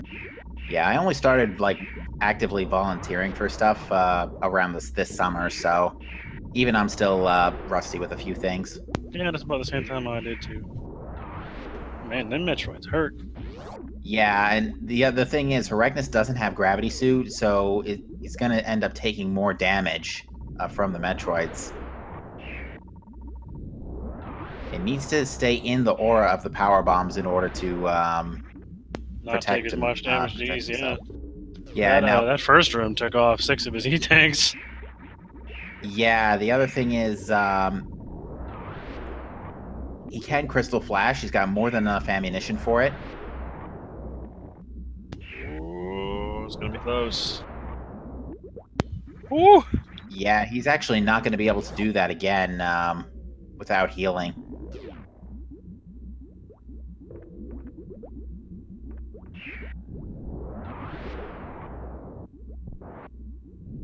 Now he's just playing dodge the Metroid. If you can dodge a Metroid, you can dodge a ball. Yeah, I was about to say, playing dodgeball with the Metroids. But That's a little scary. yeah, but he does make it, although... Ooh, took a hit from that side hopper, which actually may be a blessing in disguise, because in case he doesn't get baby skip, at least he won't be waiting long. At this point, I wouldn't even try. I mean, it's gonna take, what, a half a second, maybe? Probably. I would drain my reserves, though. Well, do the reserves drain when you're... Yeah, I figured the not. reserves don't drain while you're being eaten. It's kind of a bonus. That was nice and easy. David Metroid was like, "Oh, thanks for the snack. You didn't leave me much." It was more... not a snack, it was more like a crumb.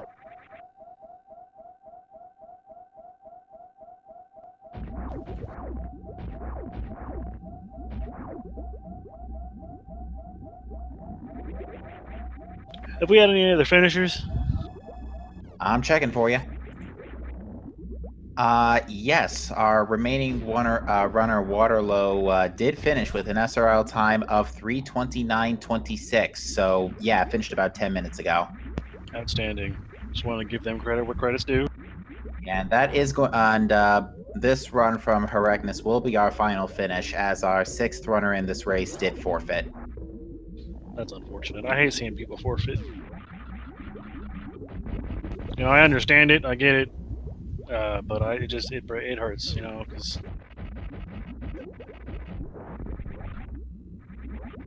sometimes the seed just gets the better of you. I've been there. I mean, I've recently got into the Metroid Prime Randomizer, and I just some of those the first seeds I did, I was like, nope, I can't do this.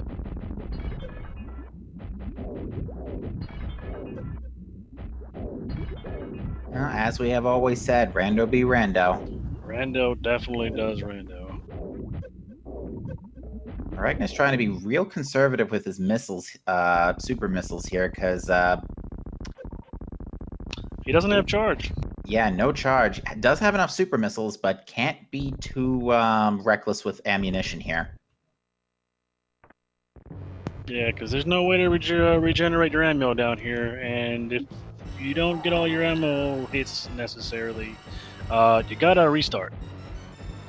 Yeah, and I'm pretty sure we don't want to see Heregnus doing Iceless Torian again. I'm sure he doesn't want to do that I don't either. think he wants to do it again either. And so far, it doesn't look like he's missing his shots. And that should be good, actually. Yeah, it looks like it to me. Yeah, it looks like he's not even trying for stand-up glitch at this point. There'd be no point if he doesn't have charge beam. He can't hurt her. Oh, yes, very true. I actually knew something you didn't. Holy crap! Well, there's always going to be that time.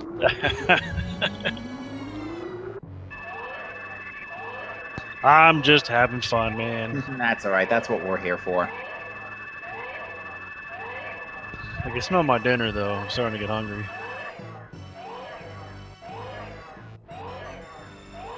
I'm sure it's going to be good either way, especially after this race. I don't really do much work, so I'm just sitting here. These guys are putting in work, man. The concentration and stuff these guys have to do, man, it's tiring, dude.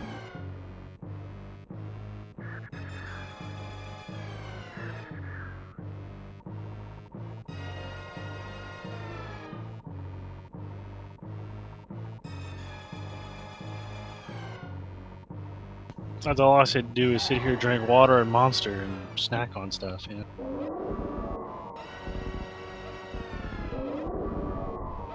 Yeah, but yeah, with this, Herecnus is going to earn the Hyper Beam and tell Mother that it's time to go. Everybody likes rainbow sprinkles. You got that right. Except Mother Brain. She's kind of adverse to them. Yeah, vanilla ice cream, hot fudge, rainbow sprinkles, you may have it all.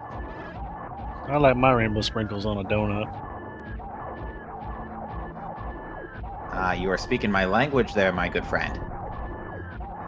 I'm a fat kid at heart, what can I say? Well, I'm a fat guy in real life, but I'm a fat kid at heart. We apologize to anybody on the stream who now is ridiculously hungry. But with that, that is the final rainbow burst into Mother Brain. Yes, And 3 now minutes to escape the nightmare that is this planet. Now here's a $1 million question for you. Does he save the animals? I don't know the last time I saw somebody save the animals, to be honest. I just Sir? I don't even think that people know they're there anymore. I do. No, I'm kidding. I know Solsky likes to go to their door and shoot at them, but doesn't actually save them. Yeah, for the memes. Yeah, Solsky's all about the memes. If I ever made it to this point in a race, I would save them, just because, I don't know, that'd be my signature. I want to have my own signature, that I do. That's something that I'll do that makes me me. Something that defines you.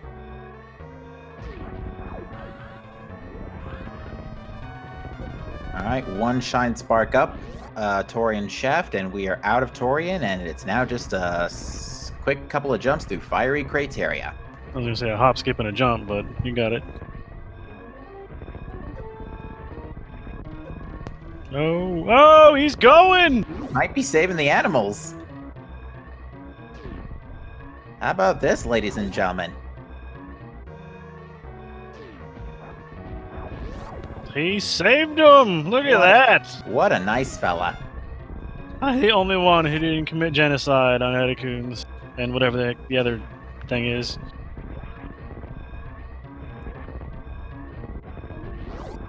Samus is a ruthless bounty hunter. Will kill anything except for harmless animals. Okay. And with that, Herecnus finishes in 5th place.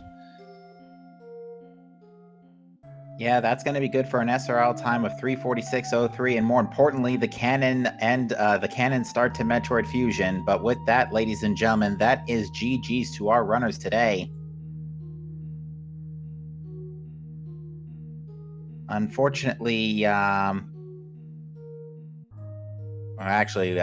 possibly not unfortunately, we're just waiting to hear from the folks upstairs.